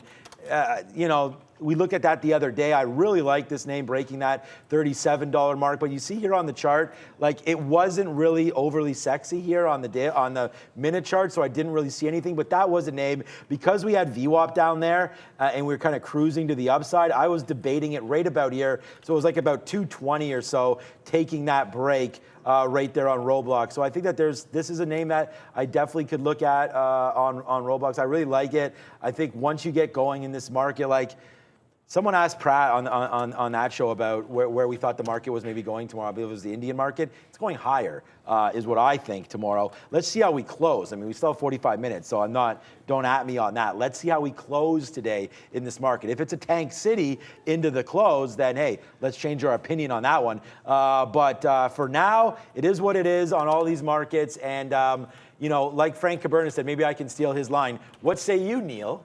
About Siga. About tomorrow. Siga. You got some chicken pox up in there?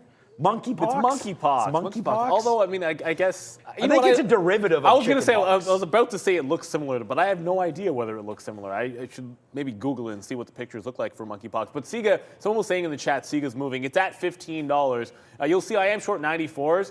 I'm stopping 15 even. It's got a little double top. There's not a ton of size here, but it's about 10 cents worth of risk if I get the worst slippage possible, which I think sometimes you have to anticipate you could get it. And Siga does have a bit of a spread. Like I've seen on Siga at times like 3-4 cents. Right now it's only a 1 cent spread, but 15 even is a bit of a wall. There are about 50,000 shares on the offer on Siga, up 15%. If you remember from the morning show, we were talking about some of the small caps that might be some good longs. I tried actually chasing this, but not significant enough. You can see the first initial candle on the 15-minute.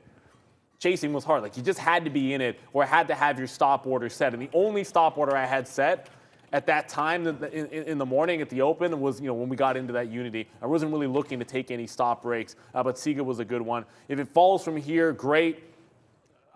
When we're tight like 10 cents here, I'm going to take some out if we get to 80. I'm going to take some out if we get to 60. It's a strong trending chart. It's just an even dollar level, 15, that's been a bit of a wall on Siga here. And it has had resistance up at that price before. So risk reward makes sense to me up through that price. If it breaks the highs, we've been talking about the chance it could get to 17. I guess that's always in play for Siga, the monkeypox stock. I tend to think for the overall market, like the last couple of times we've done this, we've failed to break out. The difference here is, and I think when people are like, why is the market up in this particular case? Because of like even pricing in like one, like the sooner you get aggressive rate hikes, potentially turning it, then if and when inflation comes back down, it's technically the sooner that you can have the rates come back downside. So it's like by accelerating the aggression, you also accelerate the future point at which rates can start coming back. And the market's supposed to be forward looking. So that would be the reason why some people on a wipeout bottom would see some reason to put in, like, oh, if I'm making a bet for the next 6 months or 8 months, that's a good place to stick some money in at wipeout lows, because now you've accelerated the point at which I can see rates going up in the future. So that's kind of my 2 cents, although usually like the day after hasn't always been good when we've had one of these relief rallies, but that's mostly been off Fed, the actual rate hike, not necessarily the CPI. We'll see how we close here today, because I cannot stand if we're not breaking highs today. I hate that as a sign. Yeah. Because it's been such a rally this strong should take out the highs, and the fact that we haven't always makes me very cautious for the next day. So my gut is telling me if I'm looking at the same resistance levels, like 12,000 on the NASDAQ, Or, I mean, this 38.4 on the ES, like if we're still staring at these things tomorrow, the idea to me would be short till they break. But if they break, then hey, all systems go. All right, and yeah, I mean, I think that's a great thing to do, and I always think that if the market ends at the lows, then you're in big time trouble. If it ends in the middle, then I think you can sort of consider, continuing what's been happening today. If it ends at the highs, then I think you can definitely get a rocket ship there tomorrow. Okay, so Microsoft, I mean, no surprise, Netflix back at day highs, man. I mean, we've been really. And I said we go into chill mode, and I saw some people ask some questions about bank earnings and Google split, stuff like that. I'm going to go over that because I said I would. So, but here's Microsoft again. Let's just go for it, man. This is the kind of mood that we're in. It has been an absolute great day. Hit the beats, and let's go on this one. It's a belly dance kind of day because there goes Microsoft. Like, this is $1.20 in the money. Some people you can't get, and I just put this on just now, right? And so stick with the news, man. That's why we're looking at Brendan all the time. Get that news there. And I mean, as soon as I said it, I go, that's great news for Netflix, right? And I mean, and right now, Brendan just messaged us right now, Netflix new highs. Like, of course that's great news for Netflix. I think they're getting closer to that subscription model, to the ad-supported model, so they don't have to worry about a subscription model. Prad was like, I don't know why they chose Microsoft, and I don't know why either, and I don't know if they did. But it's just, as it goes, I think it's good news for the stock. I think it's a good story there for Netflix that they're going to do that. I mean, things need to change. We're going to wait to see. I mean, Netflix normally comes out to pop too with their earnings, so I wonder when they're. Maybe you can find out, Brendan or Prad, when Netflix's earnings day is. Did you just say the 28th? Oh, no. Okay, I thought someone said the 28th. That was fast. But we'll find out about when that earnings date is. But, 19th of July, right. Okay, there you go. So I knew it was one of the early names coming through. So we'll wait to see what Netflix does. They had their first quarterly decline in user growth. So, if they have another decline, I think that's obviously a bad sign. But to me, I feel like content's gotten a little bit better. They had the Stranger Things, they had Ozark, they had a few other things go through. There was that Is It Cake or something show. What is that? That's actually pretty good. I watched that with my kids. They really liked it. They make things. So it's like, literally, like they'll have a hat like this Palantir hat, and you won't be able to tell if it's made of cake or not. Like, it's crazy. It's like a game show kind of thing. That sounds cool. It is pretty cool. We have a friend who's really good at that stuff. Who? Zane's wife.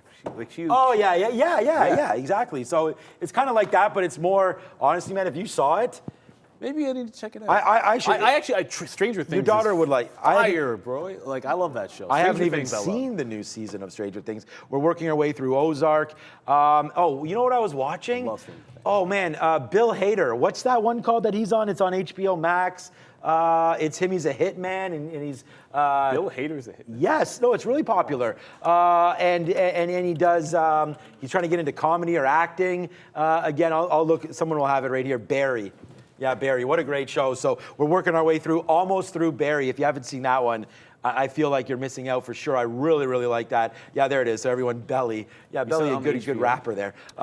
Each episodes are like a movie. And the thing about Barry, too, is what I really like is the fact that it is, like, each episode's like 30 minutes or something. It's absolutely amazing. Stuff. Peaky Blinders, another good one as well. Yeah, so I'm interested to see what Netflix does, long story short. So we'll go on that. Right now, okay, we need to find some outs here because Microsoft's absolutely rocking, and it just stopped on the day's high one more time. You know what? It's 322, man. Like I said, we're at the highest spot we've been at all day. So sitting around here and like debating what to do, to me, seems a little bit foolish. So let's get out here to 253.20, something in the middle if we're lucky enough to do that. I feel like I might have missed that trade already on Microsoft because it's coming back in right now. 253.20. I'm going to put my order, see if we get it. But Microsoft's already started to go up the list here because this is the only trade I made today. Boom, boom, bow. 253.20 there. But definitely Barry, a great show. Thanks for that one, guys. I do like it. And I just saw someone say money, money, money. I don't think I've hit this at all today. Ian made me hit it.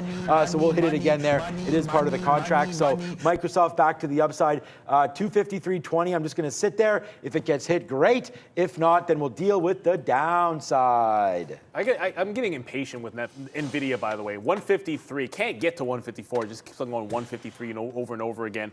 We're going to get into it if we get a chance. But I'm going to have to go a little bit tighter to that 153 level. And I hit enter.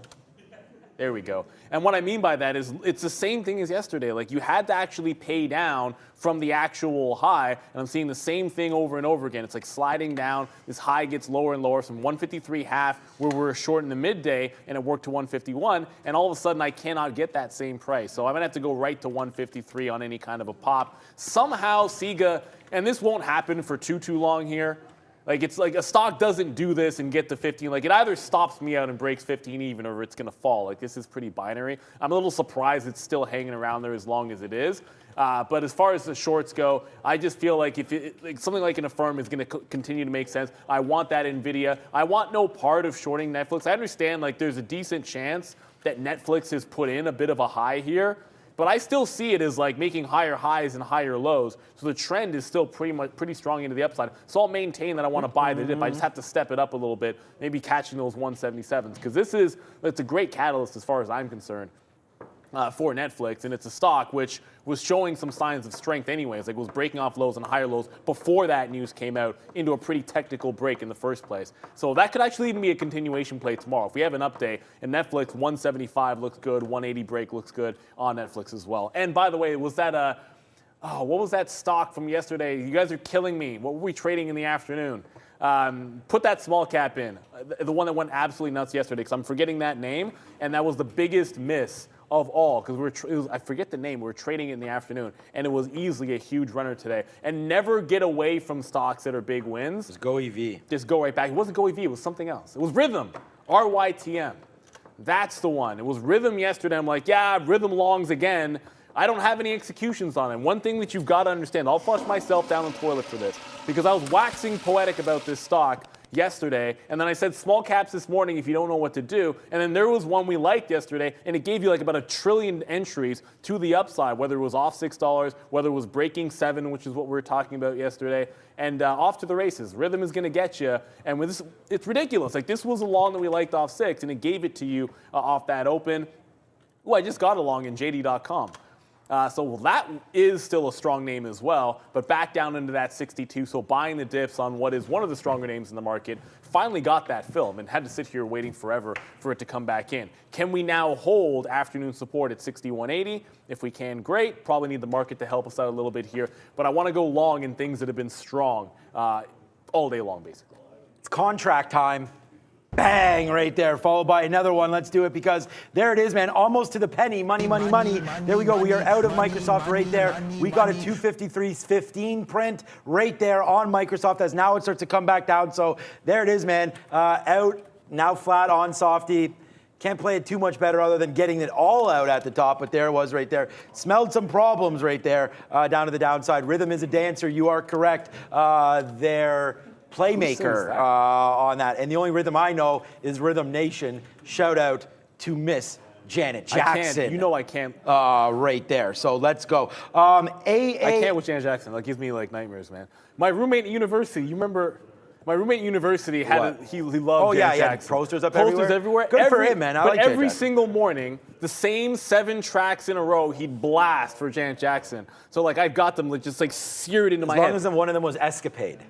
Escapade's a good joint, man. There we go. You got a lot of good joints, look, you gotta man. look. It's great music. It's just I've heard more Janet Jackson than anybody needs to in their entire lifetime. Super Bowl. I'm just saying. You know what I'm saying?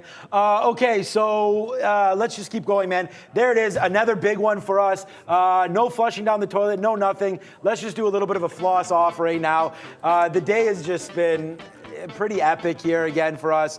We battle back from yesterday, and you know, it's almost like it doesn't even matter what yesterday brings. It doesn't matter what today brings. Today's over. Whatever you've done today is today. Move on. Let's get ready for tomorrow, and that's exactly what we're doing here on Trader TV Live, getting ready to rock and roll one more time.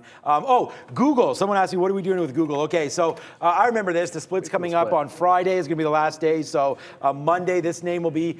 You know, Monday, I'm going to own Google, guys, because honestly, if this is going to go under $100 again or $200, this 20-to-1 split, hello, like Amazon's one of my top names ever since it's split up the other way as well. So, you know, I love trading these names, the big cap tech. It's about time we put Google in our pipe, and we'll start to smoke that thing on Monday as well. So, you know, when you're talking about how to trade it, you know, a little disappointed here today that it's down. I would have thought we saw the run up that Amazon had heading into its split. And Google really is almost doing the opposite right now. It's starting to go downside into the split. So, that could be good, though. Yeah, I feel like people will buy it because there's a lot of traders like me that are like waiting to trade it and to add the volatility to the name once it gets down to that $100 mark. But at the same time, you know, there is a back and forth pull here with the market. And if the market can't hold up, then I don't think Google's going to hold up either. I don't really know why they're down 2% today. I can't figure that one out. It doesn't make sense to me unless we've missed something. But you know, Microsoft, Meta, Google, they're all kind of in that same basket here, that if inflation is still as high as it is, 9.1%, then some of these big cap tech names aren't going to work. But this name will work. I think you just got to buy it down here at 2,100. So once it reverse splits, we'll see. Tomorrow is Thursday. I do expect a run up in Google. So this, to me, you're going to ask me what I think about it. Why not swing this name? I mean, if you are kind of bullish on the market, then I feel like we get a bump up here at Google at some point. I mean, this is what it looks like on the daily chart. Started off down here, made a nice move to 2,300. Now we're back down in. I don't know what's up with that 2%, but for me, I like Google, and it's my number one holding, so I should say that. It's my number one holding in my long-term account. So I'm going to continue to buy it, and I like it down here at 2,100. And to be honest with you guys, it's above that, well, it was above the 50 period. Let's see if it holds out there. But it's let me rephrase that, it's at the 50 period right now. There's a lot of tech names, obviously, that aren't. So I like Google. I think the strength is there. But this is their last earnings report. It was right into here, February 1st or something like that. There's the bump up on the split announcement up to 3,000. So since then, it's kind of just been a downward spiral. Obviously, we've seen the market, but I don't think there's a better name to buy if you like tech than Google right now. So for me, I'd put my money in there. I'd put my money in there today, right now, as a dollar cost average strategy. The only thing, the only reason I was sort of saying that's low-key possibly good for Google was Amazon ran into it, and then one day it was up, and then it was just down after that. So yeah. maybe reversing that trend could work out for them a little bit. Market. Yeah, the market just came down in. I know why, because like Segan started working in the money, Netflix came into the long, JD worked out of the money. I got filled on a firm short, so that's starting to work.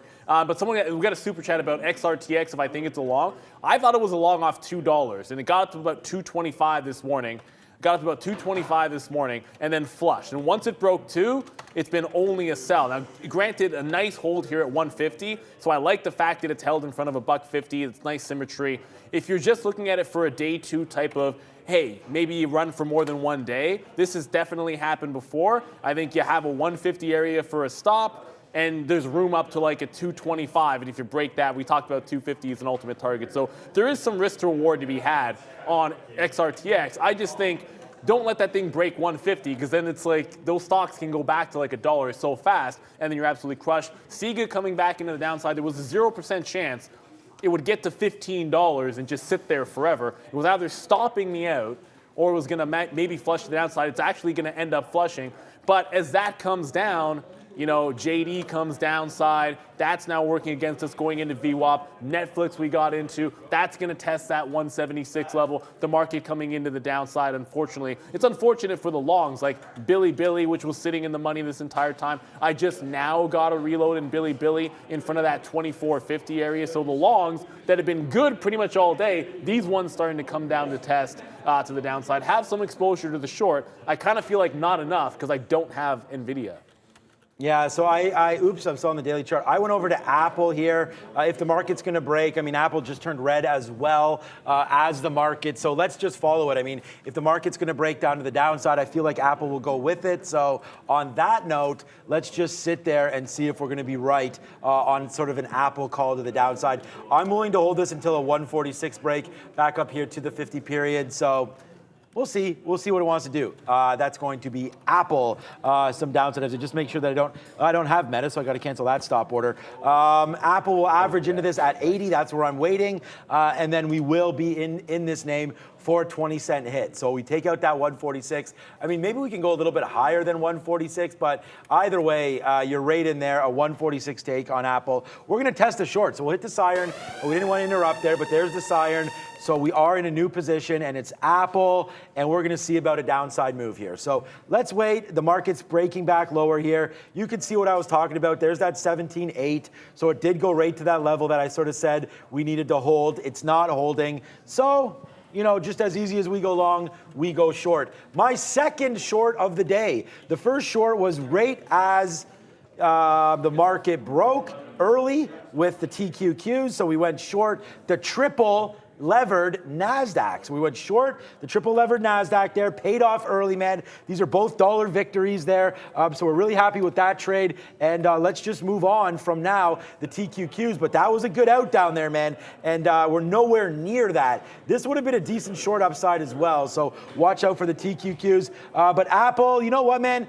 It doesn't seem like it wants to go, even though the market's going down. I hope we don't have this a little bit too early or too late, but it doesn't look like the market really wants to move too much here for Apple. So maybe there was a better name to short. If you have one, give it to me. I don't know what. I wanted NVIDIA, and like this is stupid because like yesterday I was a little more, I was increasingly aggressive shorting this level on NVIDIA, willing to take like every 10 cent that it would slide down and make lower highs. I would also try to get it at lower highs, but it's too far gone.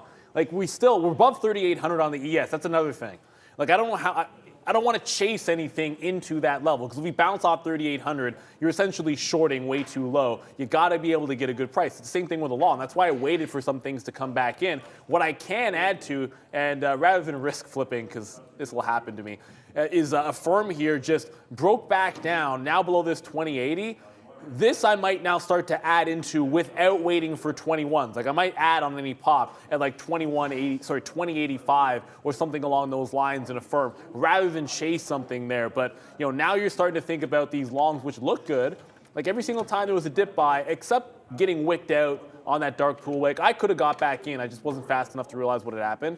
I'm now into Netflix. You got to be able to give up the ghost. If we bounce off 3,800, great. We have a chance to retrace to the highs. It's about $2 to the highs on this Netflix move here. But overall, if the market does come back in, I want something else other than Affirm and Sega short. Like Sega, this doesn't have anything to do with the market, I don't think.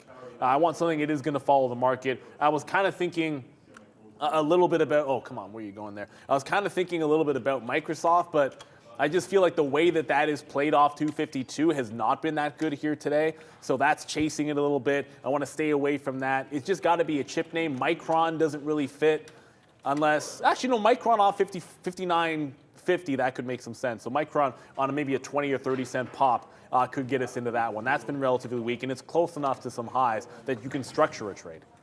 All right, so I thought Apple was going to the downside there, and I was like, okay, we got a nice little downside move here on Apple, but instead it just came up and gave me 80s again. So yeah, maybe this is the name to watch out for on the long. I mean, the market just made a nice move down, and Apple kind of just went up there. So I'm like just as surprised, I guess, as nobody else, but we'll take a little piece out there as Apple, comes back into the 70s.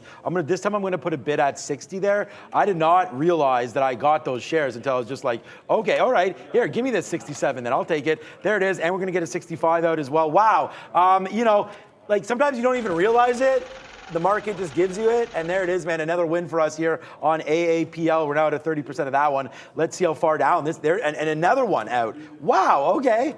Okay, we're at the highest spot we've been at now all day, that's for damn sure, on the Apple reload. So there it is, man, stamp that right on there. A big trade alert happening for Apple, hopefully, if we can fall down now. We have a full position on Apple. Our out's going to be up here, 146, so let's rock and roll, baby. We're already out of now 40% of it, and it's just small. Like, it's the end of the day. I have shares on, so if I could scalp 20, 30 cents out of this name, I am just doing that, because if it does go back up to the upside, we don't want that mark on our board here. So we'll wait to see if that comes out there. Not a big one. Yeah, I stamped that fail on my own self right there. Fail. So we're going to see if Microsoft can fail out, if Apple can fail. And by the way, like, look at this. right? You want to talk about something. I keep asking for that Street Fighter thing. Maybe we can get that after market on the board here, but there it is, man. I got it. I just got the flawless victory on there. But look at this. Look where we got out of meta. Like, look where we got out of meta, man. 164.50. Like, we're long meta here, outrate here, and now you're here. That's a lot of here's. But down to the downside again for meta. That was a good out. Let's see where our out was on Softy. Out was up here on Softy. So, I mean, so far so good on some of these. But, yeah, the market seems like it may want to tick upside. And, again, we'll be in and out of this if we have to on Apple at that even level. So it's coming up to that right now, guys. So I see you, Jofi, they're asking about pets, like the wick off top on pets. So look, I saw it, and it's a significant one. When you go to the daily chart here on pets, you can see like the last time, look, they had the reverse split, so that kind of explains the daily chart. But since then, you have had this hard top at about 360. So all that really happened. Well, I mean, what it looks like happened is you got to that big resistance level, and then the dumping just started. So you tried to break through the big level on the daily chart, and then the profit taking just came in. That's what happens in a liquidity vacuum. I mean, I wasn't fast enough. Now, by the time I saw it, and by the time you mentioned it, I'd probably even have to pay for shorts. It's free. You'd be looking for like a short here, 45, 50s, give it to the high, and then the rug sort of gets pulled when you get a significant level like that. It doesn't mean it has to work, but I just think it rejected on the daily chart. I don't think there was any specific news. But they did a reverse split so they could gain that minimum requirement on the NASDAQ to stay listed, and then it just got that rejection. Going to go back over to a nice bounce there overall in Netflix I just saw. So we're a little closer to 350 than I realized here, Sean. Yeah, I was just saying, Netflix room to 179. Like, we're at 340 right now. So I don't like holding, too many positions or holding things into that 350 mark. And I actually thought we had maybe like 20 or 30 more minutes. I mean, a lot can happen in 10 minutes. Yeah, a lot can definitely happen, but I wasn't looking to scalp much of this Netflix. But this actually is a tight consolidation. If we break this range, I'm going to have to start taking this out on the way up to like a 177.80. And even getting into Micron there, like I took this consolidation. Yeah, I mean, if we break the 59 shelf, great. I'm going to start getting out 58.80 to be sure. But I have to think about 1-to-1 as opposed to giving it to that high of day. Like, we are running out of time for this to move. And even with something like Billy, like, this isn't going anywhere. Like, we just consolidated exactly where I want it, but we're not making a move off that little bit of a bounce, right? So tighten up the stops pretty much across the board here and not let anything get too far away, because we are 10 minutes from the imbalances dropping. And the market is sort of rejecting to the downside. The shorts, different story. You can kind of hang on to them a little bit longer, but the longs, I'm going to be tightening them up. All right, so I was talking to Mike Murphy there. He said, where is it here? Oh, no, I lost you, buddy. On here it is right here. Mike Murphy, what's up? Why not put a stop on Apple at break even and let it run until the close? So, I mean, that's that. And then I just responded, like, what level? Because that's where I'm at right now. I am doing that. That's exactly what I'm doing, Mike. So I am trying to let Apple run here until it ticks me out a little higher than 146. So I'm trying to let this breathe a little bit here to the downside, not get scared of anything or whatever on this play. I really like it. Into the close, back in, and I do have a bid, just to make sure I do have a bid at 145.40 right now into here. So yeah, so I am here, and I do like it. So let's just wait to see what this gives me here into the close. And there it is, man. It's Tank City again happening for us. So I don't know if we have diamond hands or not, but here comes the move down to the downside right now. So yeah, buddy, we are having a great time here today on this show. And yeah, why not, man? Look what this market's doing. It is just tanking into the close here, and we have this move on Apple. So let's see if we can hold out for it right now. AAPL making a move to the downside. AMC, no problem on that. And then, of course, we talked about our AAL. That still hasn't stopped me out yet, which is kind of amazing. So we'll wait to see if AAL can hold out higher. We almost got stopped out at that 32 break. So more to come here on American, but for now, nothing going on.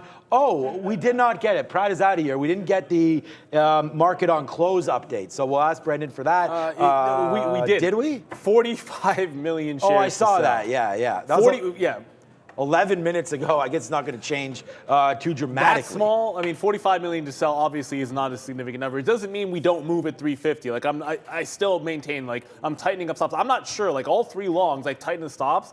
to basically almost to right where they were, and none of them broke down, which is a little surprising to me because the market is flushing. And I even see like a firm which is in the money, I'm going to go ahead and cancel my stop at the high.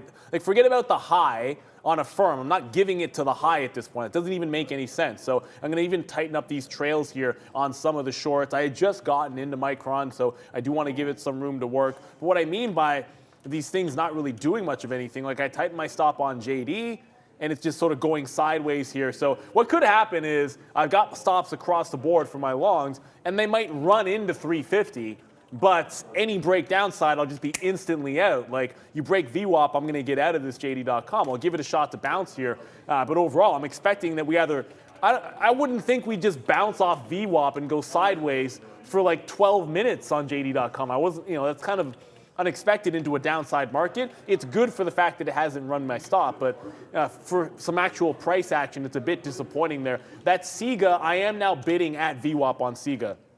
Still a strong move. And by the way, the trend is pretty strong here for SIGA to be holding VWAP despite the pullback at 15 even. So, the bull case isn't necessarily done with this. It's just a late day rush. You can't get through 15. If it doesn't break the high, well, the other thing's going to happen, which is a little bit of a pullback. But it's holding VWAP. At least for now, it's holding VWAP, and that's where I'm getting out.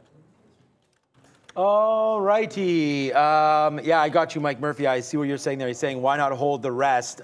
Just take a max position and then just hold it into the close. And then if it tanks, you're good. You have a max profit. But the thing about that is, Mike, is that honestly, I scalped these out. It's just like I just got out at 72, right? So I could get some more now if it goes back up into the 80s and stuff like to reload. So it's a little bit of a different strategy for me, but I do agree with you. I'm going to do that now into the close. I'm holding half, so I'm out of half of Apple.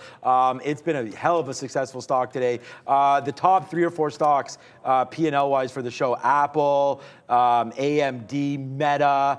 It just keeps on going, man. So let's just wait to see. If the market does rip up, though, then my one loser stock of the day, AAL, which I'm still holding on to, might have a chance to go back to the upside. So we'll hold out for a little bit of imbalances on AAL. But yeah, you're right, man. I don't know where this market's going to go, to be honest with you. So let's just hold out for Apple. And one person, ooh, here we go, Mike Murphy. Apple to the downside. So yes, sir. Homage to Miss V there, as we are holding out for Apple. Downside move, man. The party is just getting started, Brendan, and we only have 15 minutes left. Darn it, what say you? Another one to the downside here. Stitch Fix, we were talking about this morning, guys, that director, Bill Gurley, picking up a whole bunch more shares down at 543. Maybe he sold at 6 there on the way back down, 12% still. Not maybe. I don't know. I didn't love that catalyst on Stitch Fix, to be honest with you. If it's only insider buying, CEO is supposed to like the stock. And when it's that depressed and that kind of a value, you can pull up the daily chart. They should like it. They should want to buy it. So I just dropped JD.com. Unfortunately, that one doesn't work out. And at the same time, weirdly enough, Netflix popped up 50 cents. I don't know, whatever. Netflix actually just popped up and got me out on the offer. Micron's starting to come down, but I'm getting out more aggressively here because this one, it's not going to fall off the shelf like we're going to like, unfortunately. TSM also, by the way, Taiwan going to be reporting at the bell. So you might actually see some fireworks on the semis tomorrow, to be sure. But there's not a heck of a lot of action here. I thought we roll over this shelf and then we should be absolutely flushing. But that 3,800 on the ES still going to be in play for us as resistance. And it's the same thing with Billy. Billy's not losing. I'm flat on the trade. Flat doesn't do me anything. The shorts are all working in the money. Netflix is okay, but nothing too spectacular here overall. I think the bigger play that we have to watch out for, at least going into tomorrow, I have 0 executions on Tesla, but Tesla super, super strong. And you can't really say enough about it. What I love about what Tesla's done here is that top. We ran stops at 8:30, stops got ran big time to the upside, and then the move came into the downside. It wasn't a very clean move, but that same price, the 709, turned into a huge break, and now you have support off that same level. So it's told you where the price action needs to be. It's that 709, 710. I think you can rally off of that price for Tesla, but it plays both ways. You got a $30 gap down below it. If we have an update long, I'd rather be long Tesla off 710 tomorrow than short beneath it. So I'm kind of hoping for a rally day in particular for Tesla, another relatively strong name that we've ignored in the afternoon, mostly because it hasn't done anything or given you a trade. Yeah, I pretty much always ignore Tesla, but that's sometimes to the demise. Tesla has great trading ranges, obviously, some days. And, Some days. It seems like maybe today. I don't know. I haven't looked at it. I was just listening to what you were saying. But all right, so there it is. You're going to get mad at me again, Mike Murphy, but there's another one. So we're going to go, yeah, as the money comes spitting out here, as we did get another piece out at 145.60. Now I'm holding 40%, Mike. I'm holding 40%, Mike, with that bid still at 145.40 down here. And then ultimately, like no fill there. I was wondering if my AAL almost got ticked out, so we're going to watch out for that one as the market continues to make a move to the downside. Here's this 145 right here. So we've already resisted that a bunch of times. So if we can get something out, I mean, I'm considering this to be pretty much the ultimate bottom here, 145.20, something like that, back down to VWAP. So if I could take a fill at 40, I think I'm doing pretty good there, but we do only have 40% left on this one, man. Oh, you want the money, M trades? Great. You're drilling that AMC short. That is fantastic. I'm in AMC still, but again, it's literally 2% of my initial trades, and we nailed AMC long today, guys. Again, thank you for watching. I see there's a lot of I apologize. There's so many people that message me on Twitter. It's like, it's crazy that I can't get to all those DMs all the time. But if you can, hit the like button for sure. Thank you so much for watching the show and liking it. We need to get to 1,000 likes for the afternoon show, or it's canceled. So hopefully we can get to that. Right here, look at this. AMC was stars beside it for the long. We love the long. It doesn't get to 615, but we really like that long today, and we hit it. And it was, again, one of the top stocks for us here net-wise on the day. So, put that together, and we're just going to hold out and see where it goes. Small percentage for me now. So what platform do you use? We're with Day Trade the World, so definitely check them out if you are interested. For sure. Thank you so much, RPM Piano Music. It has been great trading today, and we're glad that you are with us on that note. But here we go. Oh, shoot. Time to get out. Yeah, I just took out Sega, got it at VWAP, but the imbalance is dropping any second now. We wanted to VWAP out. Strong chart for Sega, but it is going the other direction. Looks like, what do we get there? We got a downside We ticked to the downside and there I off just that missed initial Apple. move. There it is. There's the Apple. Spin go. it. Contract. It's part of my contract, Mike. I got to do that. There's the spin to the downside there for Apple. Your boy is just continuing as if nothing stopped. Apple to the downside right there. So not even that much of a move. I mean, here's the imbalances right here. Apple's tops. Apple's sell. So I'm surprised it didn't go down more than, like, what? Why did it not go down more than that? Come on, Apple. We are finally in a name that's working out for us. So hallelujah on that one. Microsoft to buy. There's AMD as sell. So that trade's going to continue to work today. But this is my number one name today, AMD. Just murdered these longs here. So it is the number one net stock on the day for profit-wise is going to be AMD, followed by Meta. So Meta there, and then Apple. Apple also trying to make a move to the number 3 spot right now. Well, it already is number 3, but trying to take over number 2 now goes Apple to the downside. So AMD, Apple, all that jazz. Let's keep this market going, guys. Thanks for watching. Like count. Let's get that to 1,000. Thanks, Bears and Bulls. Yeah, we're going to the downside, obviously, which means you can kind of hold on to some of the shorts, just keep trailing them. So I'm going to hang on to some of Micron. I did trim some, got out of Netflix. It actually held 177, but when the imbalances came to the south side and we sold off, I took that as an opportunity to get out of the long. Like, even though it's still pretty much at my entry price right now, I took it off anyways because I want to hold on to the shorts going into the close. Whether they move or not, Affirm or Micron here, it doesn't really matter. But the only thing that was significant on that imbalance locator outside of Apple, I mean, DB, who cares? Like, BAC was a small sell. AMD was a small sell as well. So it was kind of a mixed board there. But most of the big names were to the sell side. So yes, it was mixed. Ooh, I still had a stop on JD. Always cancel your stop orders, Neil. That's funny. Always For Punk ScatterX.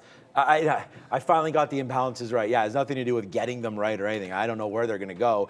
We just give you that same update that everybody else gets. Yeah. Just from that financial juice, and then when it comes out, they produce a big number. So I can ask Brendan. I don't know if it came out, what that came out as, but I'm going to say it came out as a net sell, obviously, because the market did tick down. But you could see that's why we got that Apple out at 45.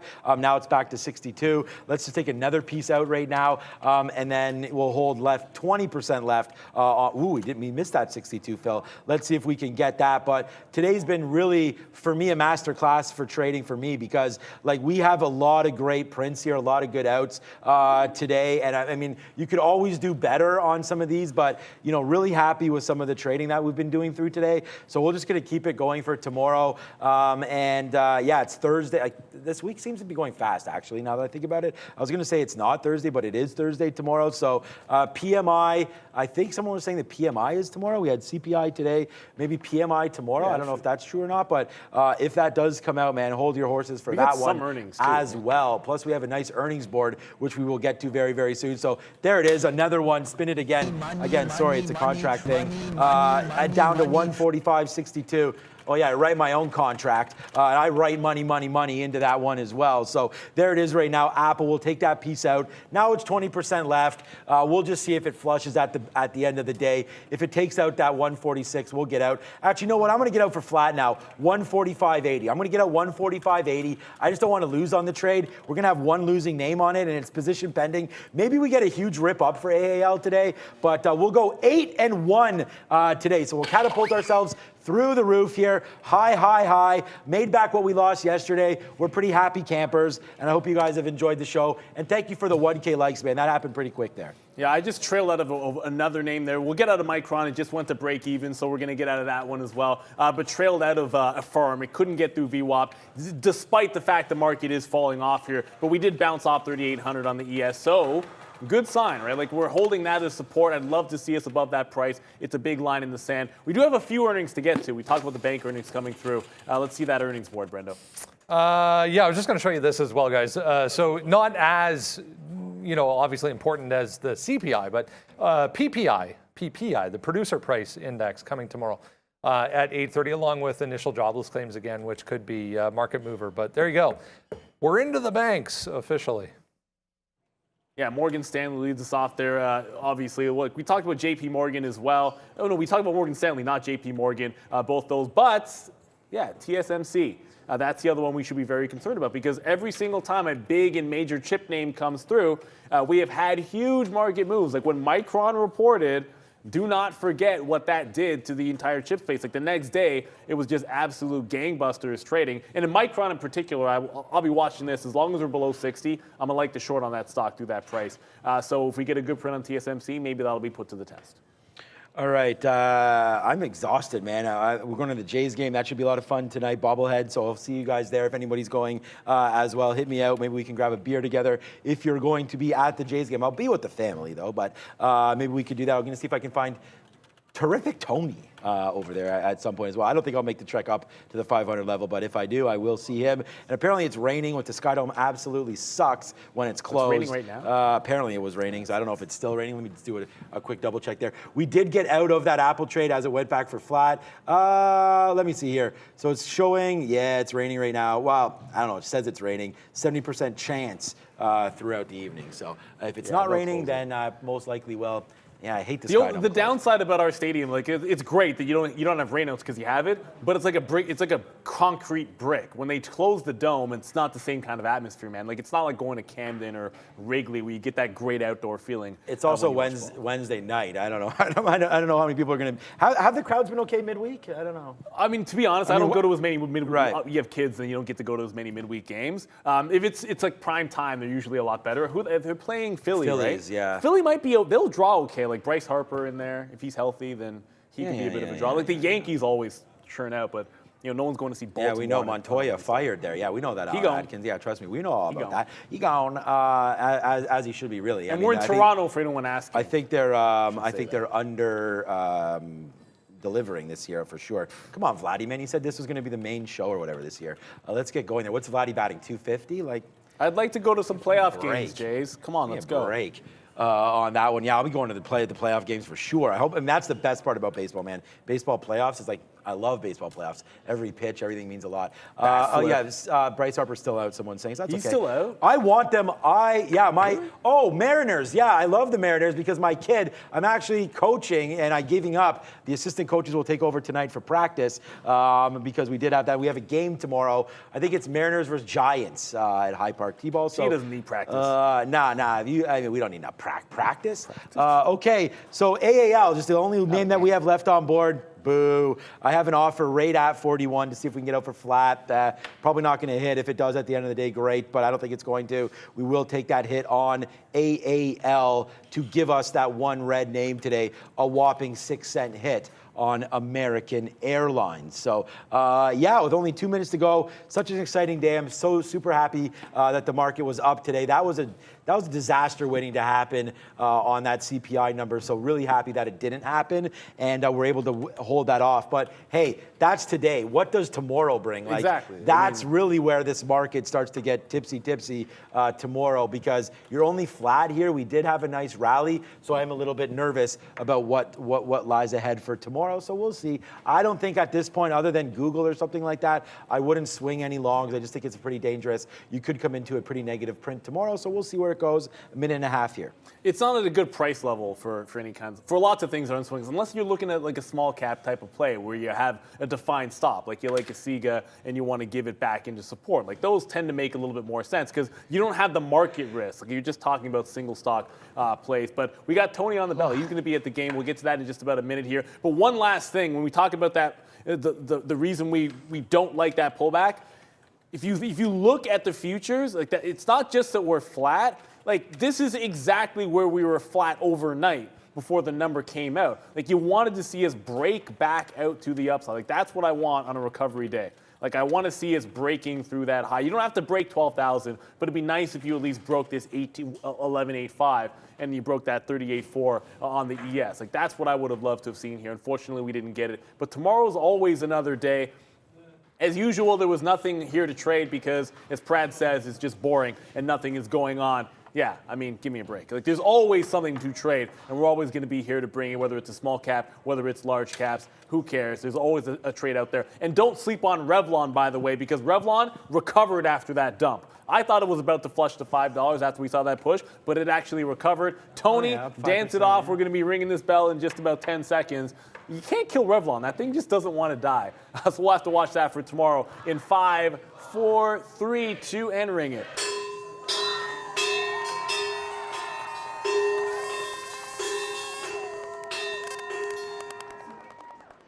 A lot of rings.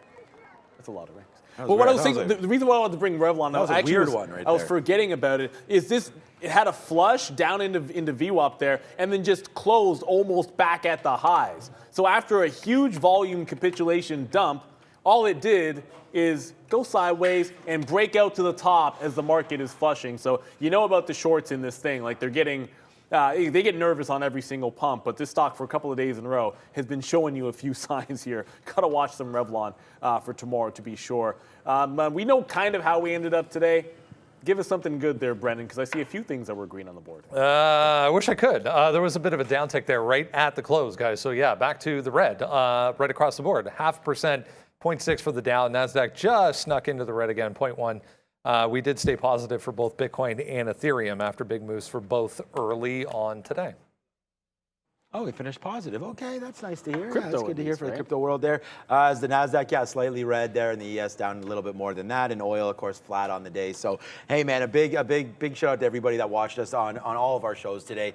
We had a great midday show. That was funny. Something about roosters or something happening on the midday show. So get ready for some more anecdotes tomorrow on that show and on our show as well. So 8:30, we're back tomorrow morning right away. I want to give a big thank you to Lucas is over here to my left. So shout out to Lucas. Shout out to Fahad. There he is. Yo, what's up, Lucas? Shout out to Lucas. We got the 4 pip going on right now on that. So big shout out. Shout out to Mark, Maggie over there laughing it up. They like that Lucas is here. I don't know if he's a little nervous or what, but he's fixing he's fixing one of the PCs here. So shout out to that. Mark, I said, Prad, Ian, Brandon, Luca. Who did I miss? This Brendan. Brankles. You. I didn't know. I said Brandon. Oh, you said yeah, Brandon. yeah. Okay, you did. I got the double Brandons going on there. Thanks to everyone behind us on the floor as well. And I think that's about it. Shout out to Katrine. We've got some more sponsorships coming up soon. You want to say anything there, Brendo? I mean, Lucas just looks so thrilled right now. I feel bad for the guy. No, great day, obviously, guys. Lots of movement right across the board. Thanks again to Frank Caberna from the Small Exchange for insight on all things treasuries and USD. We appreciate it again, Frank. But yeah, crazy day. Yeah, great day. Yeah. Sorry about that. Thanks to all our guests, of course, today. Thanks to Frank as well. And then tomorrow we have Daniel Shea coming, and then we have from Simpler Trader or Trading. One of those, I'll get it right when she comes. For talk about options, and then of course trade ideas coming through on Friday. So that should be a lot of fun with Michael Noss. Thank you to everybody for watching, man. It should be a great evening. If you're in Toronto, hopefully it doesn't rain and we can open up that dome. And we will see everybody tomorrow. Rise and shine at 8:30. It's bank earning time. It's earning season. Kicking in finally, full effect. Let's get it started tomorrow. Have a great evening. We'll catch you on the flip Lucas. side. Go Morgan. At 8:30. Hey, Lucas.